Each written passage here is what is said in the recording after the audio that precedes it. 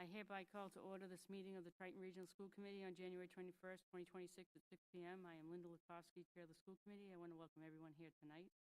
A reminder that this meeting is being audio and video recorded. I'm going to read our vision statement. We are a community of learners known for our unwavering commitment to meeting the needs of all students. Through the adoption of best practices and our active partnership with families and the wider community who are united in supporting the development of engaged, successful, responsible, resilient learners, students will be well prepared to be ethical, empathetic, and contributing citizens. Can we please rise for the Pledge of Allegiance?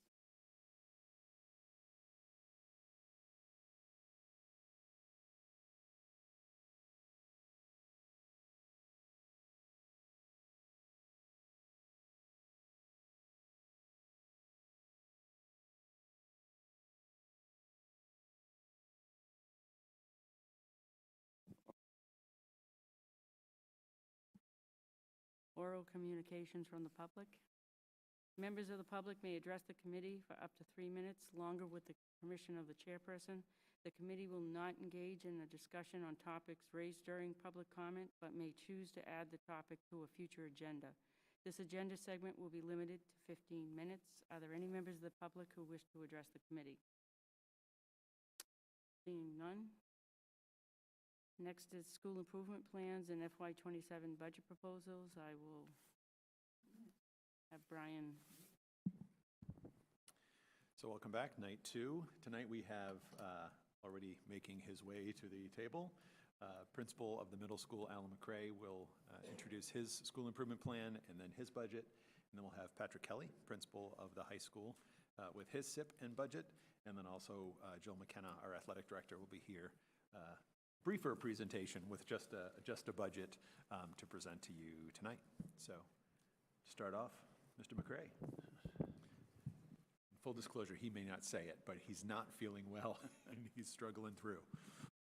I will muddle through for the sake of the common good. Hi, everyone. Thank you for your time tonight. So starting with the school improvement, you have a demographic information. I will just add to that we do have a pretty significant increase in special ed population over the last couple of years, and we're looking at possibly close to 90 special ed students in the building next year. So keep that kind of in mind as we go through goals and stuff like that. As we talk about previous goals in our last plan, our first goal in that 24-25 plan was our math goal. We set a pretty hefty goal of having students meet their 70%. I'm sorry, their final end of year testing at 70%. We almost got there in 7th grade at 64%, and our 8th graders are at 50%. We had in place our data chats and things that we've been doing for a couple of years now. We feel like this is still an achievable goal, and later on when I talk about the goals for our upcoming plan, you'll see that there will be a math goal similar to this. We were able to close the gap of the students that were significantly below grade level. You can see that 2 or more grade levels decreased from 23 to 14% in 7th grade and from 39 to 33% in 8th grade. So there were some gains there for sure. Our second goal in our last plan from 24 and 25 was a writing goal. I believe at the time we discussed this goal, this was really about kind of developing a baseline, and we were able to do that, and we now have a writing assessment that's done 3 times a year. What we learned, I think, what I've learned in this is that how we collect that data, we need to work on a little bit. It was very class-centric, very student-centered, so I couldn't really put the goals and the results, the results of the assessments I got from the teachers had student names and all that. I did some math, which is saying something for me, but I came up with about a half a point of improvement from the beginning of the year to the end of the year. It was similar the way that the data was given to me was, there was conventions and, what's the word, idea development, both got a number. It was just really kind of hard to pull that apart. So I've already had discussions with the ELA department about how we can better do that, so I can get a better feel of what the school is seeing, not just kid to kid to kid. That's obviously important, but we need to see it as a school. So we'll be working on that. And writing's always going to be a focus in the middle school. It has been since I've been principal, and it will continue to be. It's just something, and I know you heard some of that from the elementary schools as well. Make sure. Yeah, so we'll be collecting that data a little differently and a little bit more appropriate. And then our last goal from the 24-25 plan was on increasing our sense of belonging at the middle school. We've done a lot of work on this, and we continue to do work on this. We did a lot of professional development at the beginning of the year. We felt strongly that students who have some challenges with anxiety and depression, the effects of trauma, have a hard time adjusting to school. So we did a lot of professional development and had the teachers understand what those things were and how they can better make students comfortable in classes that have some of those issues. Some of the things that we focused on were, being positive citizens, being inclusive, respecting each other's differences. We did things such as small things that teachers could do, greeting every student as they enter the class, calling students out by name. We did a lot of work on attendance. We continue to do a lot of work on attendance and making kids feel like, you're having a hard time in a school. Why are you not coming to school consistently, and how can we support you to come to school consistently? We've made a lot of gains in that department. The chronic absenteeism for us is looking a lot better than it was. We still have students that struggle with that, but it's not approached as a, we're not getting draconian about it. We're supporting kids and trying to help families. We have families with social economic issues. I had a mother this morning talk to me about, he missed the bus, I can't get him there, I'm at work, I don't have enough money to send him in an Uber. So those are the kind of things that we're tackling and trying to support families around. We were able to develop and continue to use the Viking Den. Thank you to the Triton Education Fund. This has been a welcoming space. I spend a lot of time myself there, not only because I like to do puzzles, but because kids need supervision. And it's kind of cool to see kids sitting around and talking and playing a game rather than just looking at a screen. We don't see a lot of that anymore. Students earn their way in there by getting gold tickets from teachers for doing things like being nice to their friends, being respectful and inclusive of everybody. We've working to develop our student leadership. Our school council continues to be well attended. The superintendent did a nice video this year with them. That was kind of fun. We have a new advocacy group that came out of our the 40, how many assets is it? 40 assets, thank you. Sorry. And that group kind of has a spin-off of a leadership group in the school, and they call themselves the Voices of Vikings, and that they meet actually in the Viking Den every week. And they've started to do some positive changes. They put suggestion boxes out for kids to put, if they see something they'd like to see changed, and then they work on it together. Those kind of things are all going to continue.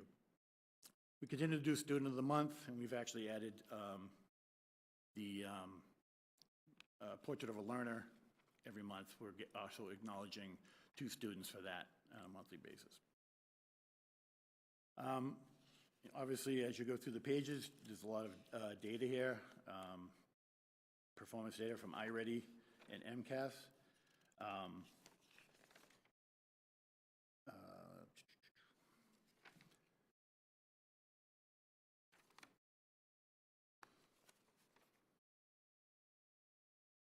So the iReady data kind of spells out how students broke down across, students in grade 7 who are on grade level, all the way down to being, 2 or 3 grade levels below. It kind of spells that out. It does the same for 8th grade. There's math and reading data there, and then there's our MCAS data. So it's, moving into goals for the coming 3-year plan, you'll see that our goal 1 and 2 are math and reading. That you're going to notice, and you probably already have, that they're very similar. We have intervention classes currently in our class run by our reading and math intervention who use a lot of MyPath instruction with some close monitoring. We also, a few years back, had some difficulties on our MCAS with statistics and probabilities. And one thing we did to remedy that was our math specialist pushed out, this is back when we had different schedules, so we had flex, during flex time for kids to work on lessons on stats and probability. She did that throughout the whole year. We had teams at 100% completion rate on those, and we saw incredible gains in that, that domain on our MCAS testing. We feel like, don't reinvent the wheel. We feel like that's a good approach to take with using iReady. The key to it, we find, is that we have different people around the building, special ed teachers, our interventionist specialists, who use MyPath, some of them better than others, and the key to it, like I said, has been monitoring. We now have a new schedule with Viking Block. It's utilized a little differently, but what we would like to do is use a similar model and have students use MyPath. I'm sorry, I got to take a drink. We'll identify students to use MyPath, starting with students who are more than 1 or 2 grade levels below where they should be. We'd like to see that teachers each monitor a group closely. The Viking Block is kind of nebulous in that, we used to have flex and kids could move around a little bit. We have to keep kids more or less in the class that they're in when Viking Block comes, but teachers can monitor them. So our plan would be to have every student that is identified, each teacher, each period of the day that they have that Viking Block, they will know who those students are and monitor their use of the MyPath to hopefully show some improvement throughout the year. We chose to use iReady for this. It's a benchmark assessment that we give 3 times a year, and it has the progress monitoring tools. MCAS comes 1 time yearly. iReady results historically have been pretty similar to what we see in MCAS. So focusing and improving our iReady, we all feel, should impact our MCAS scores as well. As I said, we need something that can be done somewhat independently by students with some monitoring and using the time that we have throughout the school day. And this would fit the bill. And the MyPath lessons give some remediation and fill gaps for kids who have them. We feel like putting this focus on that throughout the year, year 1 with that group of students, going with the kind of the piloting we've seen in our intervention classes using the same tool, we would make it more of a school-wide approach rather than just in these pockets around the building. And we hope to see some results with that. So if you look at goals 1 and 2, they break down pretty similarly. Using the timeline, students 2 or more years below grade level not meeting growth goals. The other thing about Viking Block is it happens 7 times a week. So if a student has struggles in reading and math, they can use 2 for math, 2 for reading, and still have some left over to do, what other things they might need to do, talk to teachers, do some homework, whatever. In year 2, we would hope to move that to all students below grade level, regardless of how much. Similar model, and then assess that and kind of maintain best practices into year 3 and obviously with the goal of getting everybody up to that 70%. That takes us to our goal 3.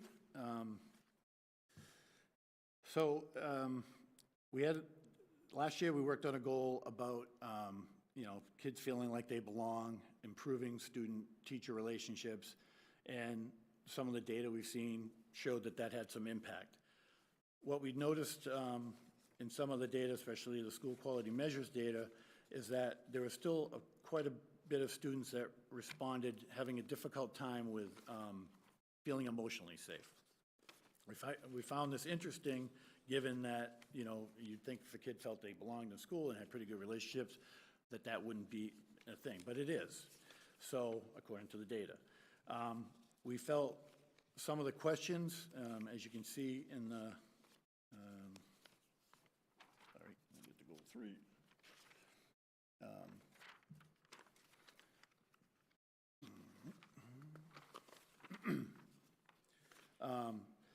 When we analyzed the questions that they were asked that kind of went to emotional safety, how often are students unkind to each other at school? How often are students at the school unkind to each other online? I think what happens when kids can move into the middle school, it's a bigger school, they see a lot more of that. They don't really know how to kind of deal with that. So when you ask them a question, they might see some conflict and, it's right in their mind, and that's the answer they give. So if that's the way they're answering those questions, what do we do about students that are unkind to each other? What do we do about online issues, stuff like that? So we've been doing quarterly grade level assemblies. What we decided that we need to do is make those smaller, have them more team focused. Each team in the building has kind of their own ups and downs and differences. And in talking with the teachers, we can address the issues that they're seeing. And then do some direct instruction, some role modeling, whatever, on, if you have 2 students that are having some conflict, how do students approach that? How do adults approach that? And try to all get on the same page. We're looking to do some professional development for staff on that. I always use the expression when I'm walking down the hallway and I see a couple of students who are, goofing around or not saying things that are really inappropriate, it's like, come on, knock it off, and then I have to get down to lunch. Is that enough? Do they knock it off? I don't know. Do they just stop till I go away and then they start up again? So, and I think everybody has a little bit different way of approaching those kind of things. So having some professional development, how we can all be consistent on how you address conflict like that, students who aren't getting along. So when we intervene, every student is always getting the same message. And then other students see that, and hopefully that leads also to more emotional safety. Like I said, we use some positive reinforcements, we catch kids doing good things, we give them golden tickets to go to the Viking Den. Do we maybe need more of that? Those are the kind of things that we hope to discover along the way. So over those 3 years, the other thing we'd like to do is also, I referenced the student leadership groups we have. We'd like to get them more involved, have some more student-led conversations about this. I think sometimes students are a little bit more upfront with other students than they are maybe with adults, and see if we can get some traction there too. So over the 3 years, we hope that we're in Watch now, which is the lowest category that the school quality measures. We'd like to, over the 3 years, get up to approval, hopefully making pushes forward every year until the end of that plan. So that's the 3 goals, and I'm ready for the questions. Does anybody have any questions for Mr. McRae?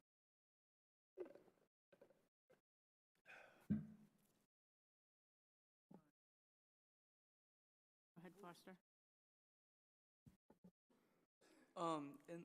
For goal 1 in the past year's progress, Yeah. I'm wondering, when you said there was a 0.5% increase, how was And like in terms of what for like the ELA, like So the writing goal? Yeah, for the Yeah, writing so that's a rubric that the teachers use. They all use the same one, and it's, I think, 5 points. okay, So you hear 0.5, that's not a huge growth, I just but wanted to if a see it. kid starts at 1.5, by the end, they got to 2. If they start at 3.5, maybe they get to 3. So it's an improvement. You know, we'd probably like to see a bigger improvement, but when you're in a 5-point scale, 0.5 at least is in the right direction. but I also like to say the emotional safety goal with professional development, I think is a very good idea because it's very easy for kids during school to say, oh, we got caught fooling around or saying something insensitive, to be like, well, we got caught, be smart about it next time. Training to do that in the right way, I think is good. I agree, I agree.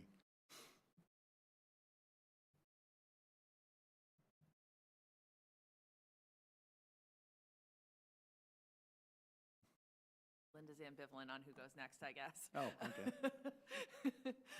So thank you for this presentation. Going back to last year's goals. Yeah. The third one, I was a little unclear because you said like there were different ways you were measuring it, but I'm not sure if it was met, not met. Did you see improvement on Yeah, that one? so that's what was kind of interesting about the student emotional safety, and I probably should have put it on here, but right next to it, we have that same kind of half moon bar graph thing, and it's students' physical safety, and if you get to that black line, it turns blue, and that's over the black line. We made, I think we're in growth for that. So, and then some of the vocal data, some of the 40 asset survey data all kind of pointed in, the belonging was there. I think, there's obviously room for improvement, there always is. But it, again, like the writing, it was going in the right direction, for sure, yeah. Okay. Last night, I personally found it a little astonishing. I think it was Patty who said it, that she had, when she was going through and analyzing some of their data that they had, they were finding that three students were basically responsible for 65, I think, % of their office referrals. When you're looking at things like those 2 questions that you highlighted in the SQM survey, do you feel like it's a widespread, or do you feel like it is more of that type of a situation where it's sort of it's kind of it's a small number, but it feels pervasive just because I think there's we'll talk about stuff when that stuff happens. Yeah, I think in middle school, it's probably a lot more pervasive than we think it is, and especially when you're talking about the online stuff, which is really difficult to get a handle on. I mean, I will say the stuff that's brought to the office from parents or whatever that happened online has decreased a lot. Doesn't mean it's still not happening. I think kids are just getting better at not letting their parents know what's going on. There are certainly some things that start there and then finish in school. But I think going back to what I said, when kids move up to the middle school, now they're one of 100 and, whatever. It's just the ability to see more kids not getting along. And some of it, I think kids misconstrue that, they don't necessarily know what they're seeing. We see, adolescent boys goofing around. Sometimes it looks like they're having a fight, right? So I've been around a while, so I can kind of tell the difference, but not all kids can. So when kids are whacking each other, whatever, and they might be even faking and posturing like they're really mad, kids take that to heart. And when you ask them a question, they're going to answer like, yeah, that made me feel unsafe, I was happy to hear that kids don't feel like they're going to be physically, hurt or anything. So that makes me feel better. And, we're talking about young adolescent people who their emotions are all over the place. So on a given day when they're taking this survey, it could be just the last thing they remember that registered, and they're going to answer the question that way. Well, the day before it might have been a different kind of question. It's the way I come at it anyways. There. Yeah. And my last question is your new goals 1 and 2, where it involves the My Path work in Viking Block. Can you just talk about, I guess, why year 1 is 2 grade levels below, and then year 2 is 1 grade level below? Is it just a focus? Yeah, I think some of that is kind of numbers driven. I don't know exactly right now what that number is going to be. I can only go about what we have now. And I wanted to see if, like some of that piloting we've done, the intervention thing, is going to work. Because the other part of this, and I think I can absorb it next year, but in the following years, if we expand this, those MyPath licenses are a little more expensive, and I'd be asking for a little bit more money for those. So we want to kind of get to the kids who are really struggling the most to see if we can get some of that and get them up to at least, grade level below rather than multiple grade levels below. And then, then we'll know what we're kind of dealing with and if what we're doing is working. Okay. So All right, that's yeah, kind that of makes sense. the I had no thinking idea on on the licenses. Yeah. And I guess the follow-up question to that is, I know that at the elementary level, when they're doing this kind of work to extend, at Pine Grove, it was, the wind time, they're very careful to make it differentiated instruction, so it doesn't feel like these kids are over here doing this thing and the other kids are doing another thing. It's sort of phrased as everybody has growth to make, or just Yeah. all sort of doing it at different levels. What is the messaging and what is happening with the students who are not with this? Yeah, I think my hope is with that is that when we move into Viking Block, students are all on Chromebooks. They're all doing something most of the time, typing away at something. What kids are doing, that's why, the teacher needs to know who needs to be working on this stuff, but not everybody else does, so that they can walk over and say, hey, I know you have some MyPath reading to do. What, why are you not, your Chromebook, you're not doing that, you're playing a game, whatever. You're doing your social studies homework, whatever. So my hope is that everybody's just working on something, and it's not like, well, those kids are over there on Chromebooks, and I'm sitting over here, doing a writing assignment or something, and and it sticks out. I did have some conversations on this goal with our specialist about, there's a possibility that we could increase these intervention classes to just MyPath monitoring. That goes more to what you're saying, though. I feel like it's a little bit more organic if it just happens during a block of time where everybody's doing something independent. And it's just what I'm doing is maybe not what you're doing, but it's my thing, and you don't need to really know that I'm working on MyPath math right now. So that's kind of the hope. This is one of those things that we'll have to monitor and see. And I don't want, obviously, teachers getting into power struggles with kids. Like, I don't want to do it today, because that now becomes, now the focus is really on that kid and what are they fighting about. So we're hoping to instill this is good for you. We need to see you get better. You need to be a better reader. You need to be better in math. It's going to play out in your MCAS. You're going to feel better about yourself, that whole thing. And hopefully kids just kind of get on board. I like to think most of the kids are, I want to get better. I don't want to be this, below grade level like this. And we do our data chats, and the kids set goals, and that's come a long way as far as getting kids. I mean, you come into the building when we do an iReady now, it's a 3-hour ordeal. It used to be, when we started, it was like 45 minutes, I'm done. So kids are kind of buying in. There's always going to be those that don't, but we'll work on them. So just to reiterate, so that the students who are not doing this are still, there's some sort of extension happening there for them? Yeah, there's other things that we have going on for sure, yeah. All right, thank you.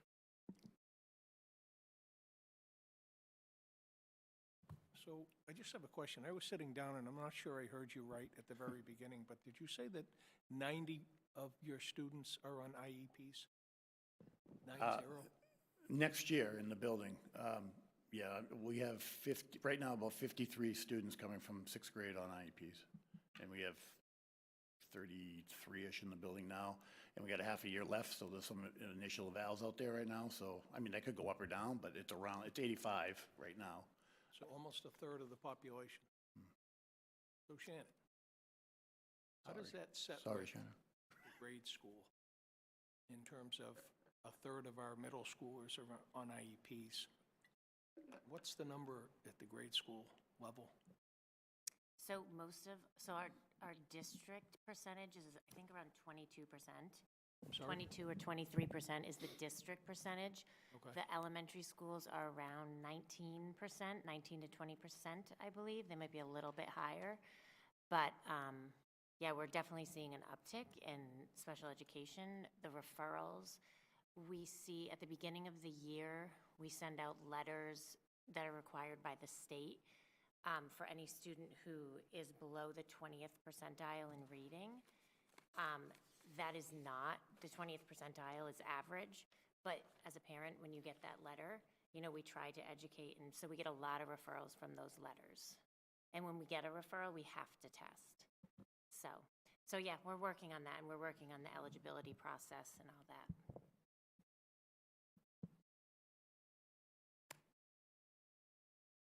I just have a quick question. One day. It worked, I saw it.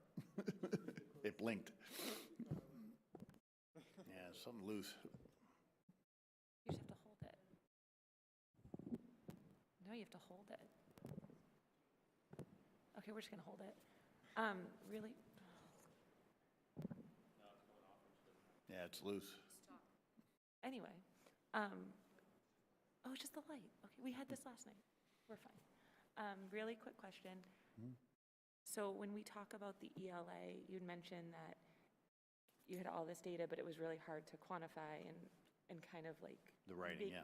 wrangle it and then make it into something where you could be like, that's where we can make improvements. Are there any ideas kind of floating around of how to better collect that data? Because we know teachers are collecting the data and putting it in and giving it to you. Is there you thought of other ways that maybe? Yeah, and this is where I probably have to defer to some of the math people about how I was given like these grids where it was a student's name, beginning of year, middle year, end of year, and then there was a score for conventions, a score for idea creation or whatever, and then a total score first, total score mid. So it was a lot, and we got to figure out a way to say, okay, if a student starts at this number and then ends at this number, and you put that together with the entire school, what's the trend in our writing? Where are we having difficulties? Where are we doing well? It's hard to do that. I could do it kid to kid. I could say, oh, wow, this kid not too great. But, as a school, I just, and I don't have the statistical or math skills to be able to figure that out. I mean, I did some basic averaging and, that, using that as a goal year one of collecting that data probably wasn't the best thing. I could definitely see the next school improvement plan saying, now we have 4 years of this data, and we put it together as a school, and this is the trend we're seeing. This is definitely a place for improvement, and then someone will develop the plan based on that. So I've already had some conversations about, let's see what's the mid-year writing assessment, what's it mean as a school right now? Like, what's not kid to kid, but what's it mean for the school? That's what I hope to see mid-year and then the end of this year. Thank you. Anybody else have any questions? I have a question.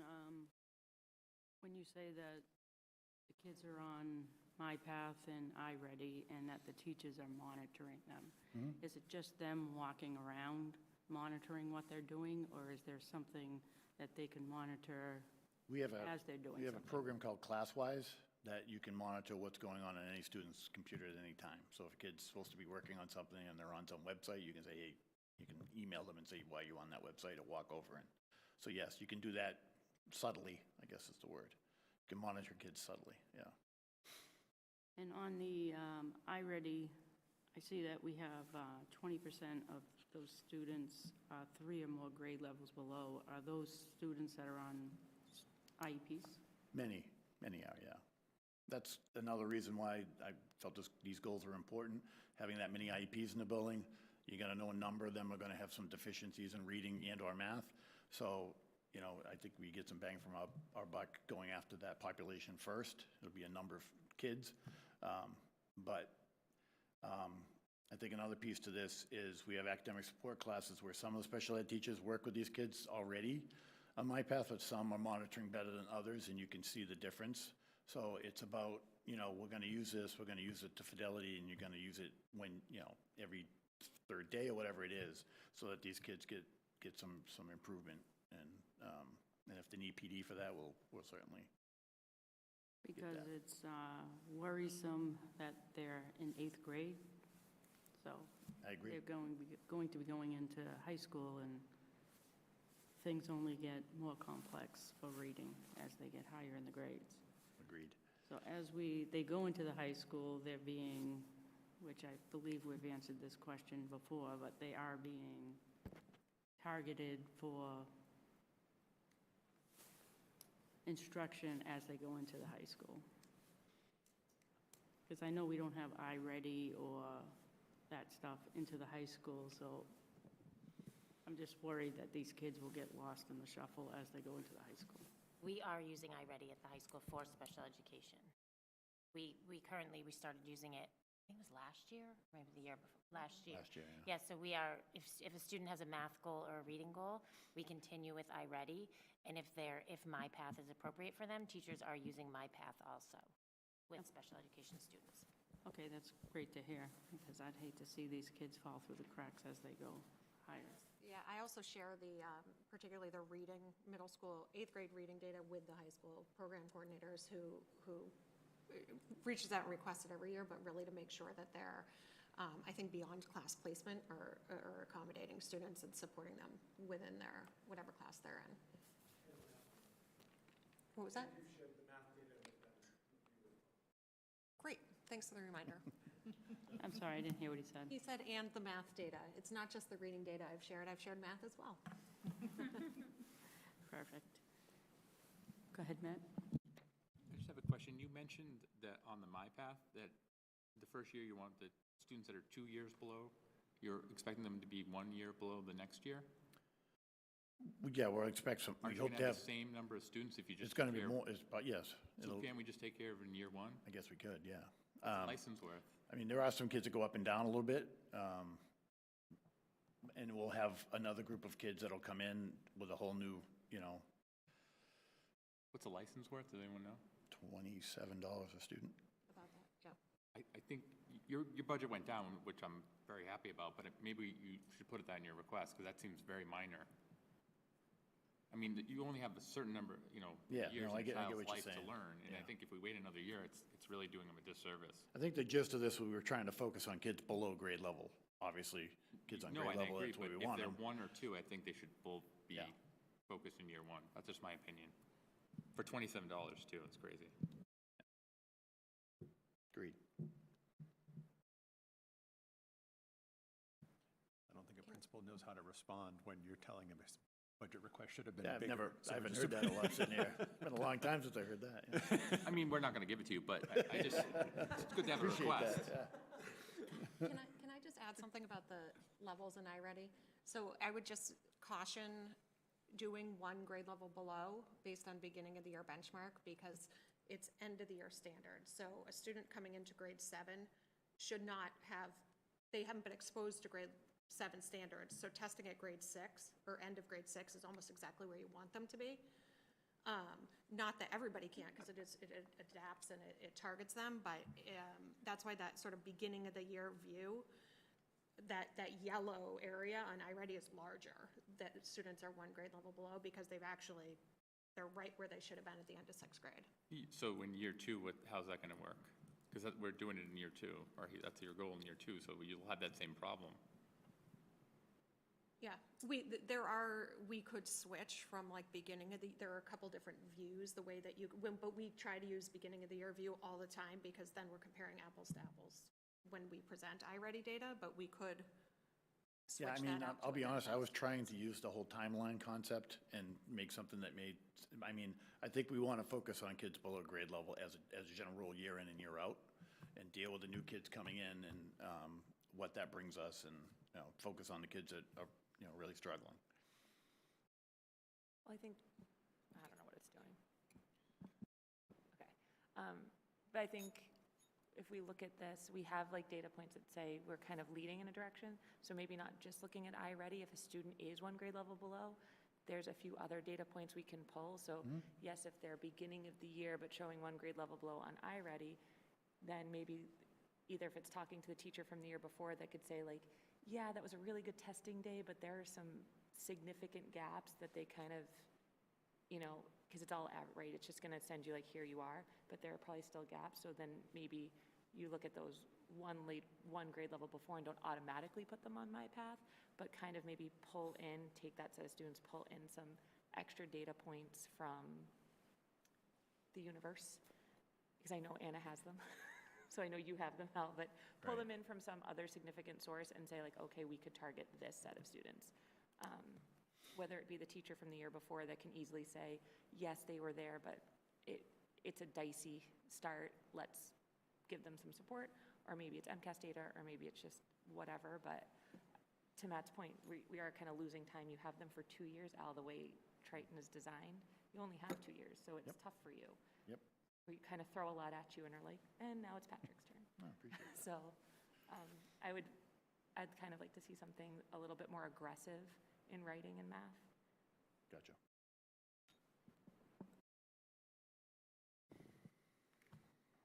When you're talking about benchmarks or like universal grades like iReady that you can collect data from to see how kids are doing, but when you say like other options, what are you specifically using? Are you using kind of test grades throughout the year in specific ELA, or?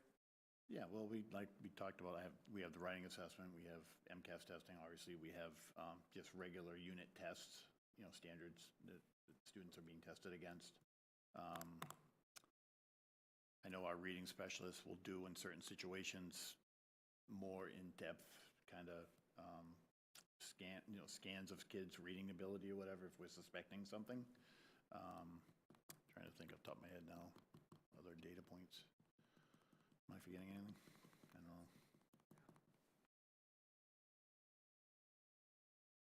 Oh, yeah, big ideas. Yeah, that's kind of what I meant about more, content-based assessments.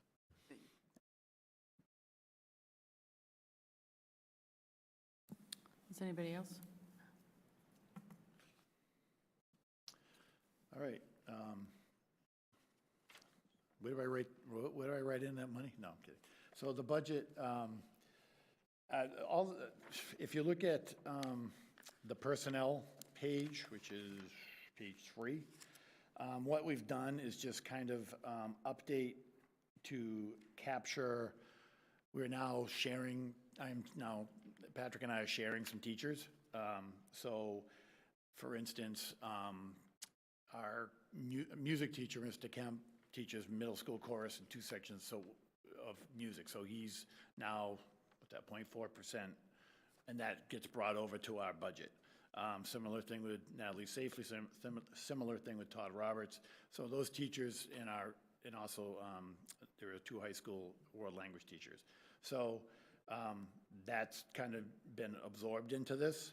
And the other position that you'll see, where it looks like an additional person, it's actually cost neutral, is just the way that our special ed programming is broken down. I basically took a special ed teacher from Patrick, and it's now reflected in my budget. That's for our middle school essentials program. So it's just shifting from one school to the other, so it's not affecting the budget. And then we've had an IA that's run our library for quite a while, and the most recent one is retiring. Jennifer Jones has a plan that she started to work on to kind of combine the middle and high school libraries to get middle school into this library a little bit more. She's presently meeting with all our middle school teams to find out needs and all that. So that is that IA is retiring, and I'm picking up half of her salary, so that's reflected in here as well. So there's a $42,000 impact with that, which is a savings. I think that's it I'm not requesting any additional people. I think I'll be able to move people around how I need to next year, and not have to ask. I don't need to ask for any more personnel. And then in regards to supplies and services, it's just generally a 3% addition across some of those specific lines that we use more often than others, just to kind of keep up with inflation and such. So you can see those there. nothing, no big ticket items, as they say. Does anybody have any questions on the budget? Go ahead, Warren. I might be out of the Hang loop on. here, but so the library professional, so it's the high school library teacher that's going to be, or librarian that's going to be in the middle school, or are the middle school kids coming to the high school library? It's kind of a plan in being created right now. I'm not 100% sure. I know she's, Ms. Jones has gone through the middle school books, and she's starting to kind of catalog things. And like I said, she's talking to teachers about their needs. We've had discussions about, depending on what is going on in the middle school, there could be like satellite stacks of books where kids could utilize for their independent reading or whatever, and they'd be localized, so they don't have to come all the way down here to get a book. We'd work out a system of how kids could access those. Some of us that have been on school tours with the building project have seen where that's in play in some other schools, where there's a circulation desk, but there's books spread throughout the building where kids can access them. Again, it'll come down to, I think, what our teachers share with her, what their needs are in the middle school. But I think the end result is, I think, we have kids accessing high school French classes, Spanish classes. A few more steps, you can access the library. Teachers can bring students down here. I think that's the end goal. Thank you. Any other questions on the budget? It's probably small money, but the postage line says that there's an additional amount to cover rising postage usage, but it looks like the amount is the same as last year. Yeah, I'm assuming it's like, That was a typo, I hope. no one Okay, catch all it. I said, Narissa's gonna catch that. No. I'm blaming it on Rich, because, Yeah, we don't use a ton of postage anymore. I mean, that could probably be reduced, to tell you the truth. no, it's totally fair. I just didn't want to end up short at some point, because, sorry, I can't get out the last report cards. That Yeah, would make yeah. everyone so sad.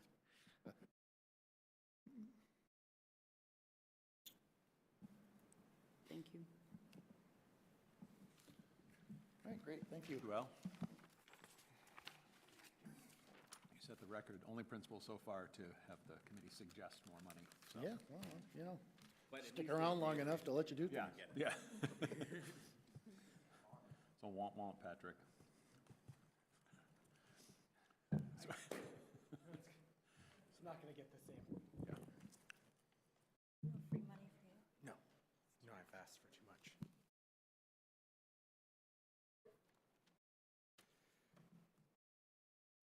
Good evening, everyone. I've got with me Erica Champagne, who you've seen here several times with me as the co-chair of our school council. I'm excited to present both our school improvement plan this evening and our budget request. Our school improvement plan, just to do a quick review of our goals from last year. We had 3 different goals. The first was really focused in on some of our open responses to MCAS questions, specifically with biology, our English language arts, and our mathematics. The second goal was focused on increasing the rate of ownership of the learning experience and engagement in the school community. And we were looking at 2 different specific data points from our vocal data survey. Those were the first being students wanting to participate in extracurricular activities, and the second looking at students being able to participate in assignments that interested them personally. And then the third goal was looking at trying to reduce the rate of chronic absenteeism. As I reviewed the data related to each of the goals and think about some of the steps that we took. So for our English writing scores, in the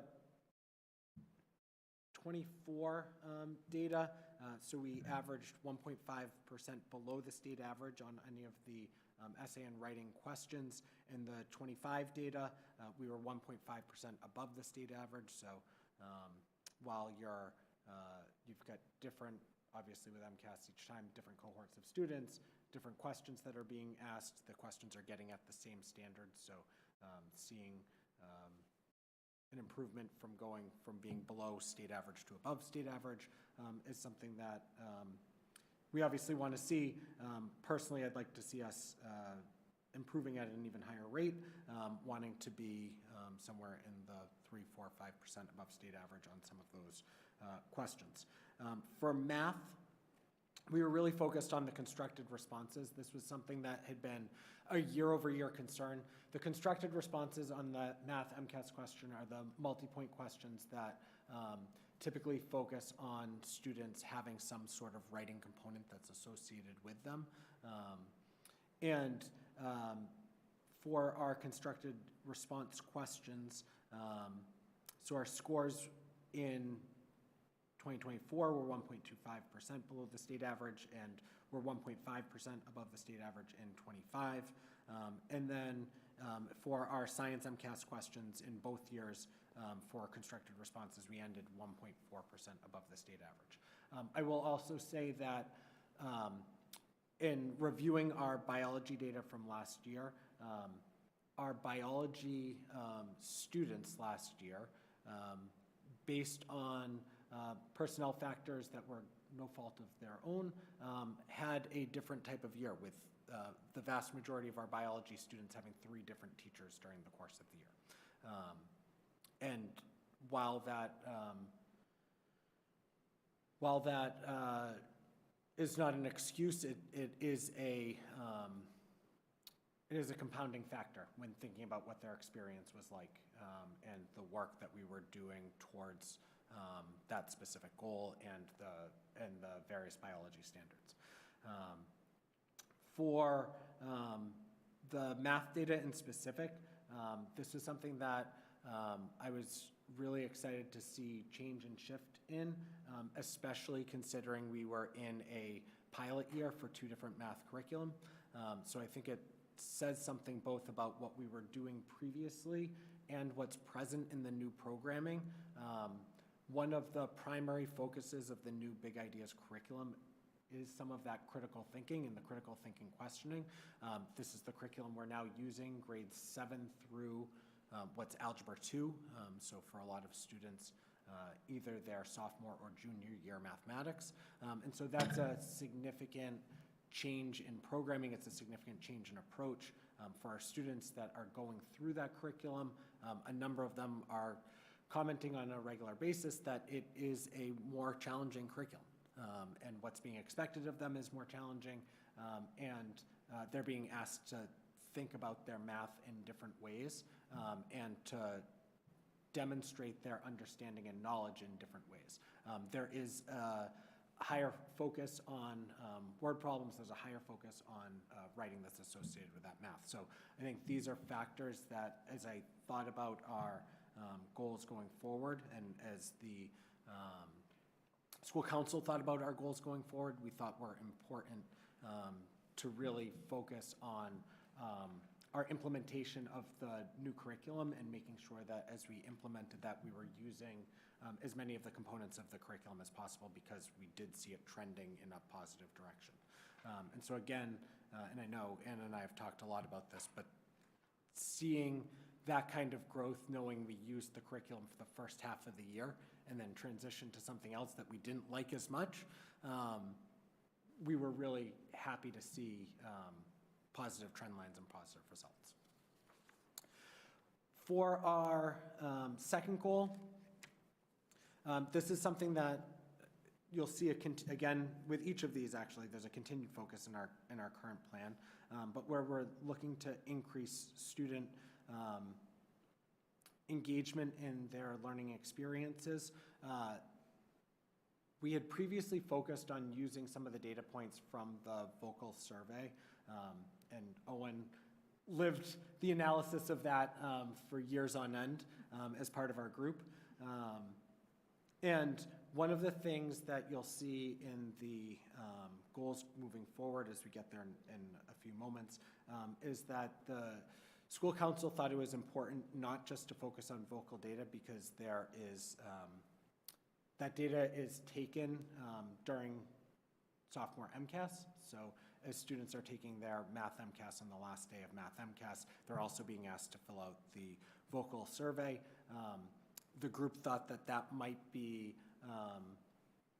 that taking that might be something that impacts response, both response rate or types of response, because you're being asked to respond to how engaged you are in school at a time you're taking the MCAS exam. That's a tricky thing for a lot of 15-year-olds to answer, that they're super excited about school and the things that are being provided at that same time.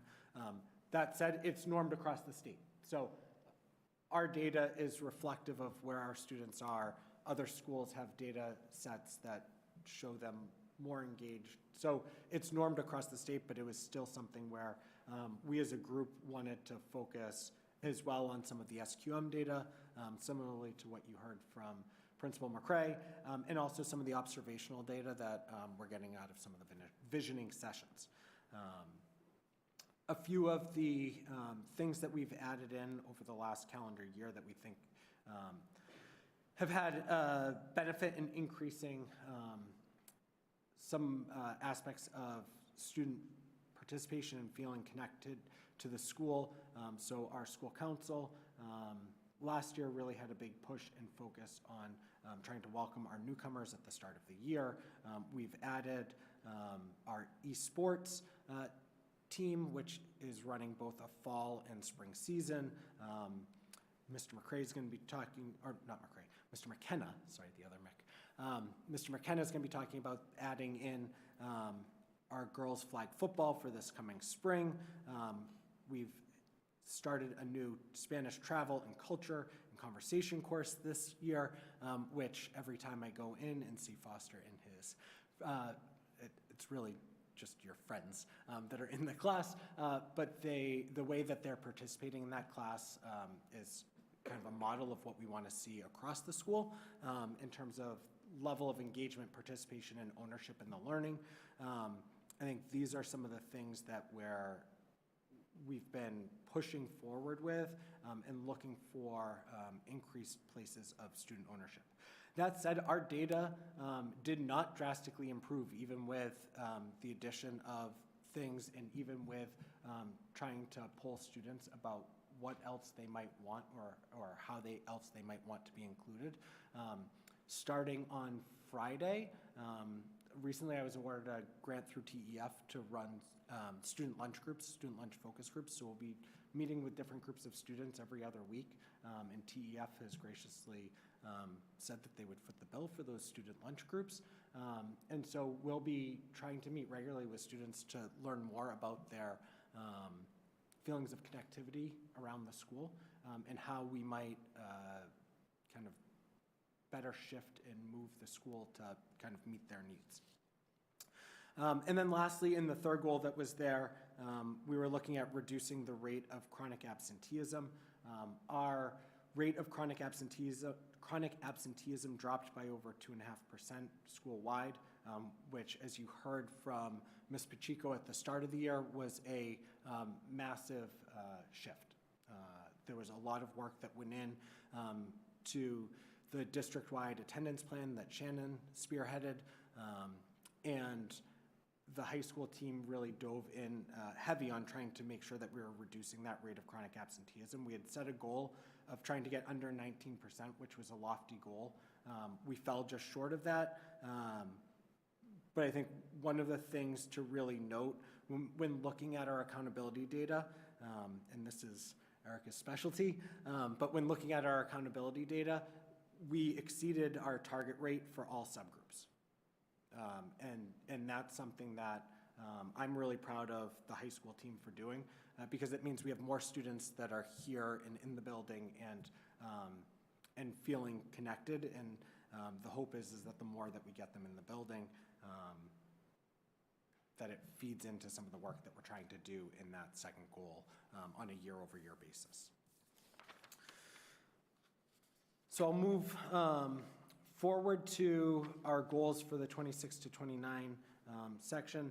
Just as before getting into the 26 to 29 section, I know typically we have provided local attendance data, or the MCAS data.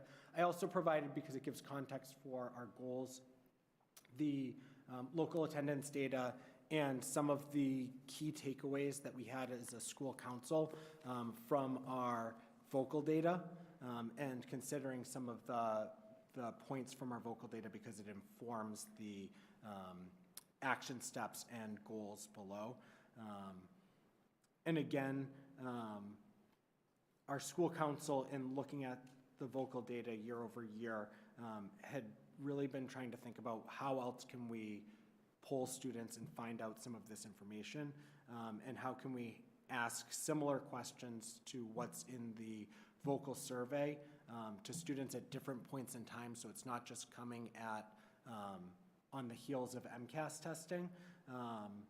And so we were just starting in our last meeting to also talk about pulling some of that SQM data that gets into student engagement to link up with that, and then also think about what might be, as you heard from Principal McRae, in our 40 assets data that, that we could tie directly to this so that we're not asking students with an additional survey. I'll have a different type of qualitative data that I'll get from our student lunch groups that will track and try to analyze, but we won't have that in the same type of quantitative fashion that we might analyze in this manner. For context, a couple of the points that were really highly focused on. So thinking about that rate of participation and feeling as though students were working on things that interested them personally. So 57% of our students versus 69% of students from across the state responded that in at least 2 of their academic classes they can work on assignments that interest them personally. That is something that we really wanted to address and tackle, and there, even within that, there's another subset that we'll talk about in a minute that we found was perhaps an even greater area of focus in relation to that. And then our students with disabilities wanting to increase the rate at which they feel like they can wrestle with problems that don't have an immediate answer, and certainly wanting them to participate in our after-school clubs and organizations at a higher rate. If they're almost 20% off their feeling of wanting to participate in after-school clubs and activities, that's a significant difference from our whole school population. So in terms of our 3 goals, so our first goal, Triton High School will look to increase the percentage of students meeting or exceeding grade level standards as it's related to geometry in Algebra 1, as measured by both MCAS and local accountability data. And Triton High School will improve student writing as measured through both ELA, MCAS, and local English and social studies accountability data. One of the things that you have heard from us throughout the fall is some of the work that's been done related to competency determinations. And we're thinking about how we can use some of those competency determinations also to provide information towards these goals. And so when it talks about local accountability data, we're thinking about those competency determinations which are directly tied to grade level standards. So for example, our English competency determinations have embedded in them the grade level standards for ELA all throughout that students are tracking during the year, and then we're measuring growth against. For the second goal, we're looking to increase the number of students who respond that they're able to work on assignments that interest them personally. And then for our third goal, we're looking to reduce over the 3-year period the rate of chronically absent students to under 17%. Specifically for that first goal, and looking at the percentage of students who are either meeting or exceeding grade level expectations, we really felt, and a number of the members of the school council team are math teachers as well, and they're seeing real benefit already in the Big Ideas curriculum. and the implementation work that Anna's done over the last 2 years with the whole math department, both in the middle school and in the high school, and the continued support that they have this year and into next year with that, the trainings and professional development, and then our focus and usage of some of the diagnostic assessments. So we've done our start of year diagnostic assessment. At the end of the quarter, they'll be doing their mid-year diagnostic assessment, and then we'll do another diagnostic assessment at the end of the year. And so we're trying to track those data points throughout the year.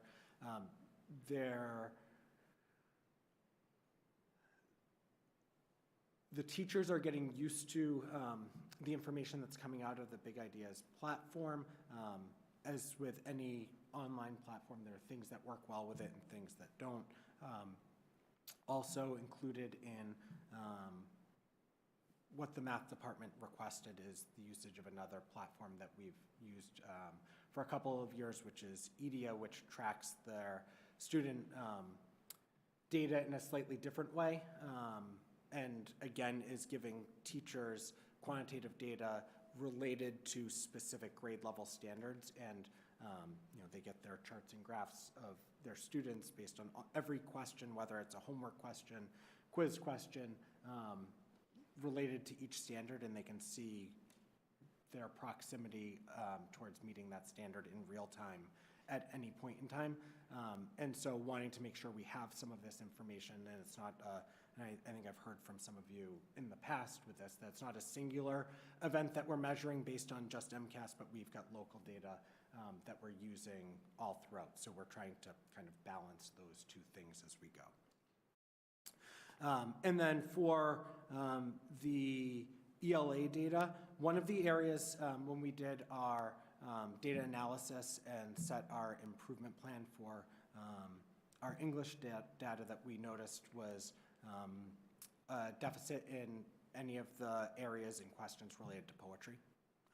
And so we've had a specific focus on improving instruction around poetry. It's a harder skill. Not every English teacher, as Paul will tell you, loves teaching poetry. And it's an area that sometimes is more challenging to teach students. And so that specific area has kind of jumped out at us in our data and is something that is a specific area of focus.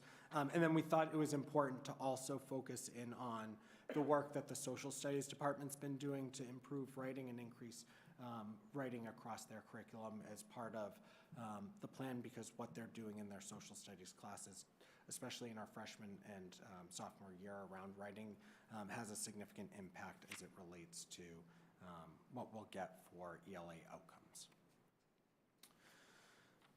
With our second goal, the second part of the goal statement there that is really interesting, that is a trend line I've been watching for a while, is that there's going to be a specific focus on male students who've rated significantly lower than female students in their interest in the work that they're doing and their assignments that they're doing. One of the trend lines that honestly I've been watching for probably a little over a decade now, both here and elsewhere, has been directly related to male apathy in their academics and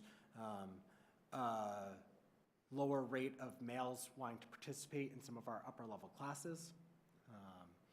And maybe not even thinking that it fits within their schema of how they see themselves to be academic or present themselves as academic. And while we have people here in this room that might not fit that mold, I think for our student body at large, it's definitely a trend line that we've watched. We've watched reduced rates of men in our top 10% that we see at the end of the year, and again, reduced rates in AP and honors classes. And then when we looked at some of that focal data, our male students were responding at a far lower rate that they were wanting to participate in, or they found work or assignments that interested them personally in their school. So really thinking about what we might be able to do to specifically target that cross-section of our student body. We've already started conversation with Girls Inc., who's done some significant work already at Salisbury, but to offer programming both for our male students and our female students, and thinking about both groups having some gender-specific programming where we talk about and learn about both differences in approach, but ways in which we can foster belonging within those subgroups. Looking to work with teachers specifically to identify areas of interest to students, trying to increase higher order thinking and instructional dialogue within the classroom. It's actually a focus this month as we're relating it to some of our Portrait of a Learner. We had done some communication work in December and wanted to redouble efforts around that in January, and really are pushing instructional dialogue this month and trying to see if we can notice a difference in our students as we push forward with instructional dialogue. We're, as you heard me say just a little while ago, holding meetings with students to learn more about their experience and try to make changes as a result of those, and then really thinking about some of the specific demographic groups. Also of note, with the Governor's Graduation Task Force, one of the big pushes was obviously around the competency determinations. There's also talk about other types of assessments that are coming down the line at the ends of courses. And then there was specific note in there as well about MyCap and MyCap programming.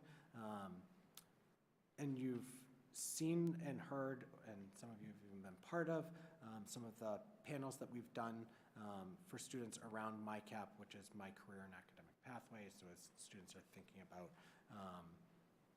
what their trajectory is as a learner across their high school experience.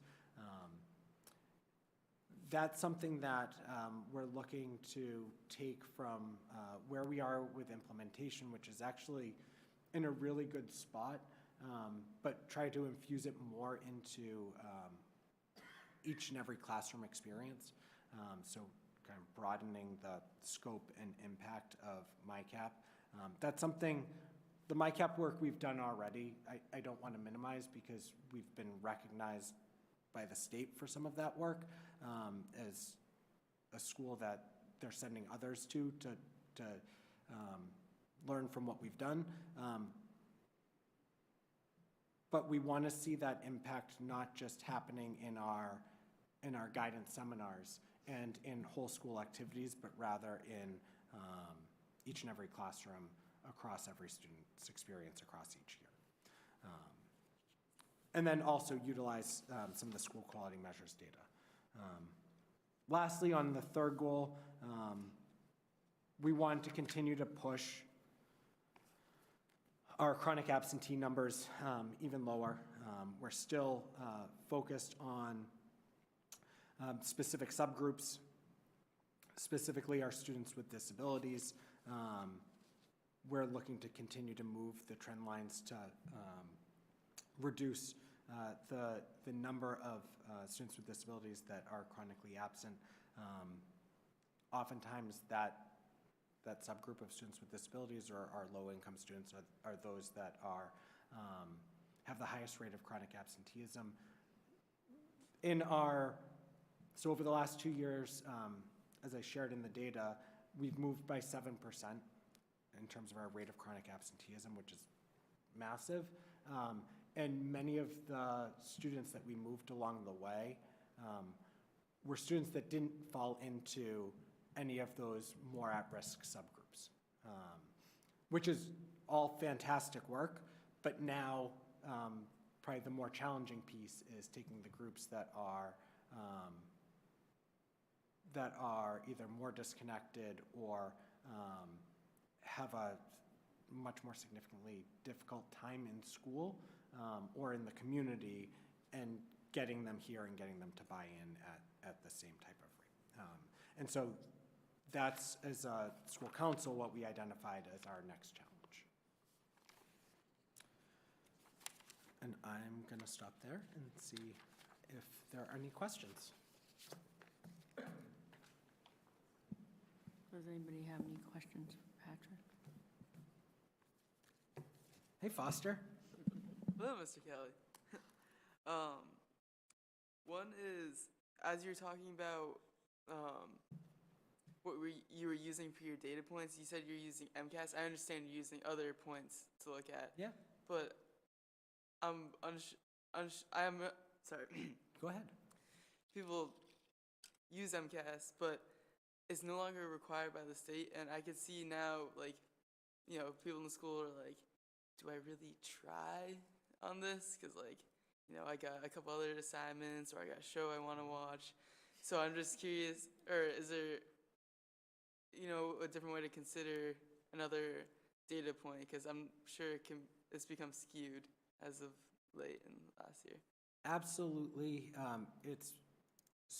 I'll say two things about it. So it's skewed, certainly, if we were comparing our students' data from last year to maybe students' data from 5 years ago or 10 years ago. You're talking about different data sets, different parameters. I think one of the things that I've tried to share with staff is they've raised a similar concern, is that we're also looking at our data as normed against other schools from across the state. So students that are in a similar position to you in Newburyport, at Pentucket, at Ipswich, at Amesbury, are also living a similar experience, and their data is going to be reflective in that statewide data set as well. And so as we're thinking about how our students scored in relation to both the assessment and then the state as well, we can see those trend lines. I'd also say that I thought for the majority, our students still took the assessment seriously. Not every student. I had a couple of students who told me flat out, it doesn't matter, I'm not doing it, or it doesn't matter, I'm just going to click answers and be done. So yeah, we have those students. We also had those students 3 and 4 years ago. What I noticed year in and year out, and what I share with, that you heard me say last year at this time, was that the students that spend the most time, by and large, are the students that score the best at the end of it. Oftentimes the students that spend the most time are really academically engaged and want to do well to demonstrate their own learning, their own mastery. The other piece that I'm trying to share along the way is that our elementary students, our middle school students, the scores don't count towards graduation for them either. It's a measure of learning, and we're trying to measure our own learning. And there's importance and value in you as a student knowing where you are as a learner. And so I think the more we can share that as a messaging for why MCAS matters. Like, there's value in being able to earn a scholarship. There's value in you know, how the data looks for our accountability data as a school. But there's also value in you as a student knowing if you're progressing. There's value when you get the report in knowing if your growth percentile was above or below the state average or the state expected for you. Because when you look at MCAS student growth percentiles, especially at high school, they're looking at you and other students like you from across the state that have scored similar to you year over year, and what they would expect you to grow versus what others who are similarly situated grew. And so there's value in you knowing, did I grow and learn and progress as was expected? So I think there's still value in that as a data set. And yes, you are also right that we need to look at and consider other data sets as well. So it can't be one or the other, but having an assessment that's normed across the state gives us value in terms of understanding, did you grow? Did our students, by and large, grow at a rate that was expected? And again, other students from across the state who had the same experience also said, this test doesn't matter. You know, like, Take a crack at that. absolutely, you're Sorry. the expert. Sorry. Hi, Foster. I actually work for the Department of Elementary and Secondary Education, so I'm coming at this with a little bit of like a, I have so much I want to say. But not just a parent on the Triton School Council, I have another hat. But it is important distinction, right? In Massachusetts, while we did have a ballot question that took the weight of the MCAS test in 10th grade, it took that out of the equation for making sure you're ready to, each student's ready to graduate, right? It's called a competency determination. While in Massachusetts, that has been removed as a requirement federally, and in our own state law, we are required to conduct state assessments. So MCAS in Massachusetts, there's one in every state in the country, but MCAS in Massachusetts is required by the federal government, even though there's some upheaval at that level. It is still law. The Every Student Succeeds Act is still law, and we do have to have that test. And so it's required, and it's everything Petrovic said. It's incredibly important information for both the state, for your school, for your district, and for you and your family to know normed across the state how well you do. So that test actually still is required, and unfortunately, I think because it got taken out of the competency determination, there's this misconception across the state. And quite honestly, we saw a very distinct difference in testing scores at the high school 10th grade level from last year to this year. And there is, a lot of talk out there about what about the ballot question really was impacting those results. Are our students actually less prepared to go on to 11th, 12th, and their future grades in college?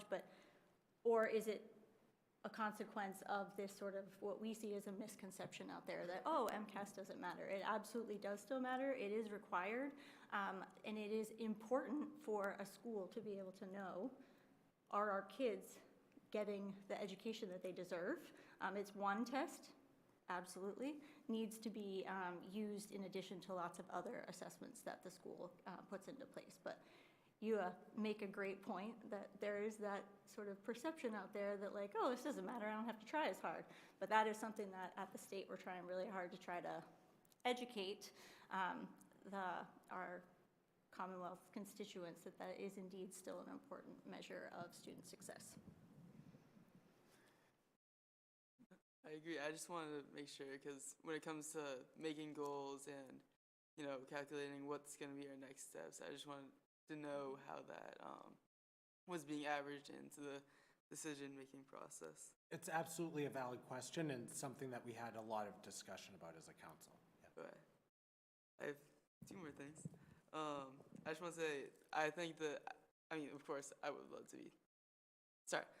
I think the absentee policy is actually doing really good, because when it comes to tardiness and showing up to school late, the way it's set up now is once you get, I think it's 3 strikes, you get detention. There's more consequences, and it doesn't reset at the beginning of the quarter. Because I myself have accidentally slept in, not on purpose, of course. Not, of course. Of course. But I like that you just told on yourself in public. No. Just don't check my records. But it's, it makes people that are considering skipping oh, I gotta, in case I actually have a emergency or, car breaks down or something. And then when it comes to MyCap, last year I kind of noticed with the way it was set up, it happened right after MCAS. And at that point, of course, MCAS isn't required. There might have been different levels of Engagement. Engagement, yes, thank you. people still were like, man, I just took this very long test and didn't necessarily put in as much effort as they could have when it came to, you know, making doing their MyCap projects. So just a thing that maybe it could be moved to a different date, but just something to consider. We've scheduled it that way again this year, but I definitely will add that onto our list of things that should be considerations. Thank you. Is there anybody else that would, go ahead, Paul. Big thought, so bear with me as I try to go through it, because with the male engagement is obviously a very big question. Fundamentally, right, we're trying to teach skills and content so that kids can self-actualize when they leave here.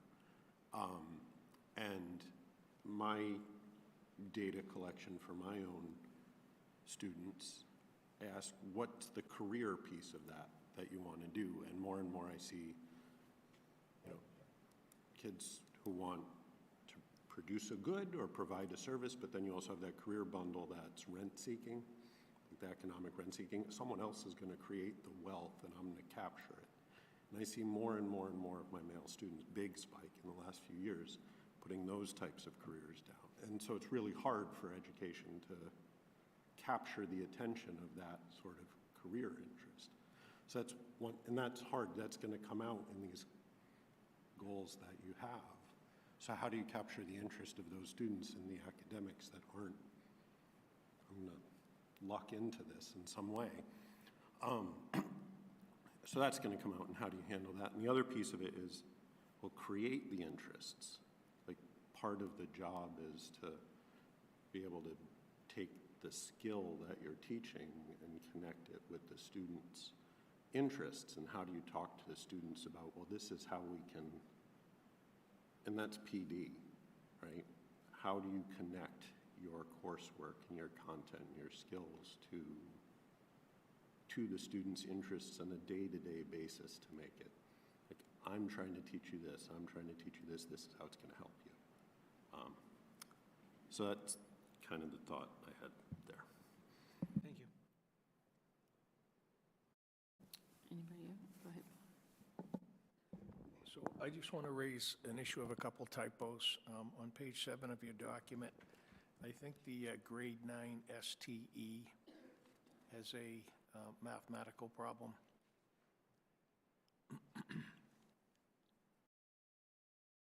Where we're talking about meeting or exceeding. I think that number should be 45 instead of 44.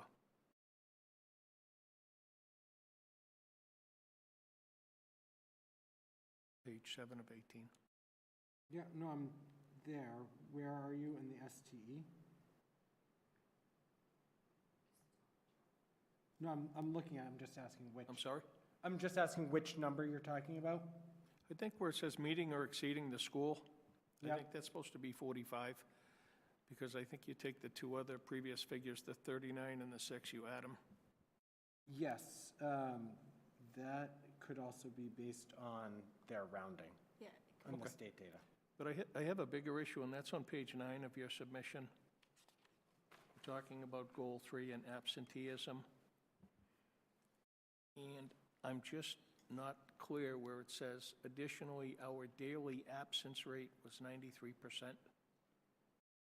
Probably should be attendance rate. I think it should say attendance and Yep. maybe 83%? 93%. Okay. The numbers don't all jive, but So the 17% is chronic absenteeism, so that's the percentage of students that miss 20 or more days. So it's measuring two different things. The other is our daily attendance rate, which is you take the total number of students in the building and determine how many are here on a day-to-day basis. So we average 93%. In the state accountability data, we average 93% of our students. 93 or 83? 93% were present in the building on a daily basis. Okay. Whereas so your number from before that you're talking about is the chronic absentee rate, so that's the percentage of students that miss 20 or more, or 18 or more days. A couple sentences above, it says Triton High School had a chronic absence rate of 20% for the 2024 school year. Correct, so that's the number of students that missed. So 20% of our students, so you're talking about just about 100 students, missed 18 or more days. So it's they're measuring two different things. Okay.